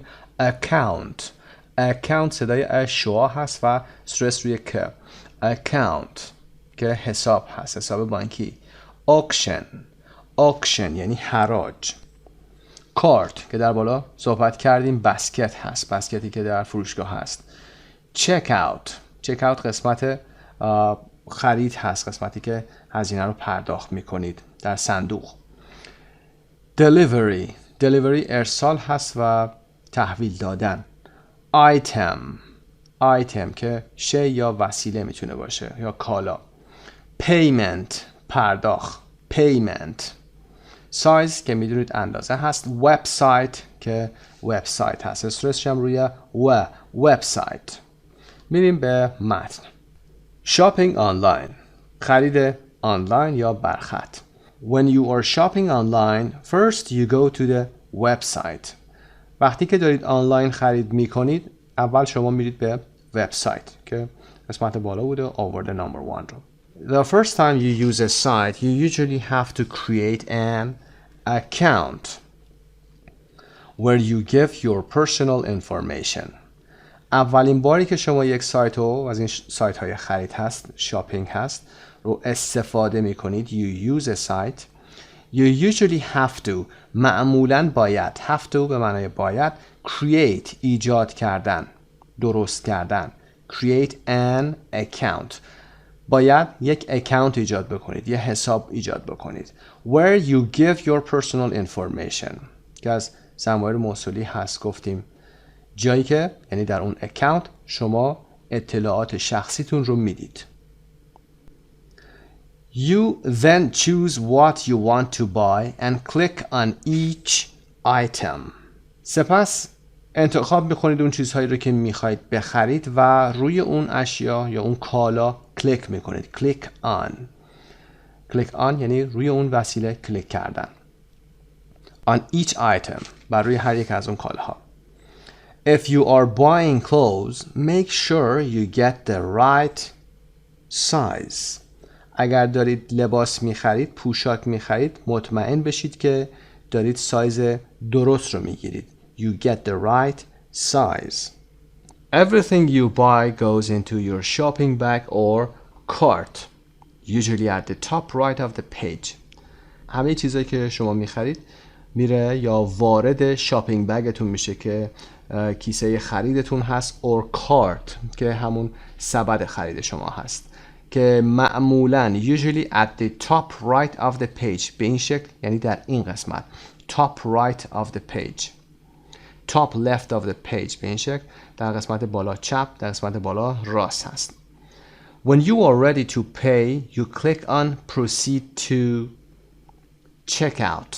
وقتی که آماده پرداخت هستید click on proceed to یعنی ادامه بده بره به سمت to check out که در بالا توضیح دادیم میره به سمت قسمت check out که باید بحث مالی رو انجام بدید. You then have to give your delivery address where you want them to send your things and give your payment information. For example, your credit card number and expiration date. سپس آدرس دلیوریتون رو میدید، آدرس جایی که باید به شما تحویل داده بشه کالا و give your payment information که اطلاعات پرداختتون هست. به عنوان مثال کردیت کارت نامبرتون، شماره کردیت کارتتون، اعتباریتون هست و تاریخ انقضاش هست. expiration date به معنای انقضا هست. Many people today also buy and sell things online at auction sites like eBay. امروزه بسیاری از مردم اشیا یا وسایل رو به صورت آنلاین میخرن یا میفروشن در سایت های حراجی مثل eBay.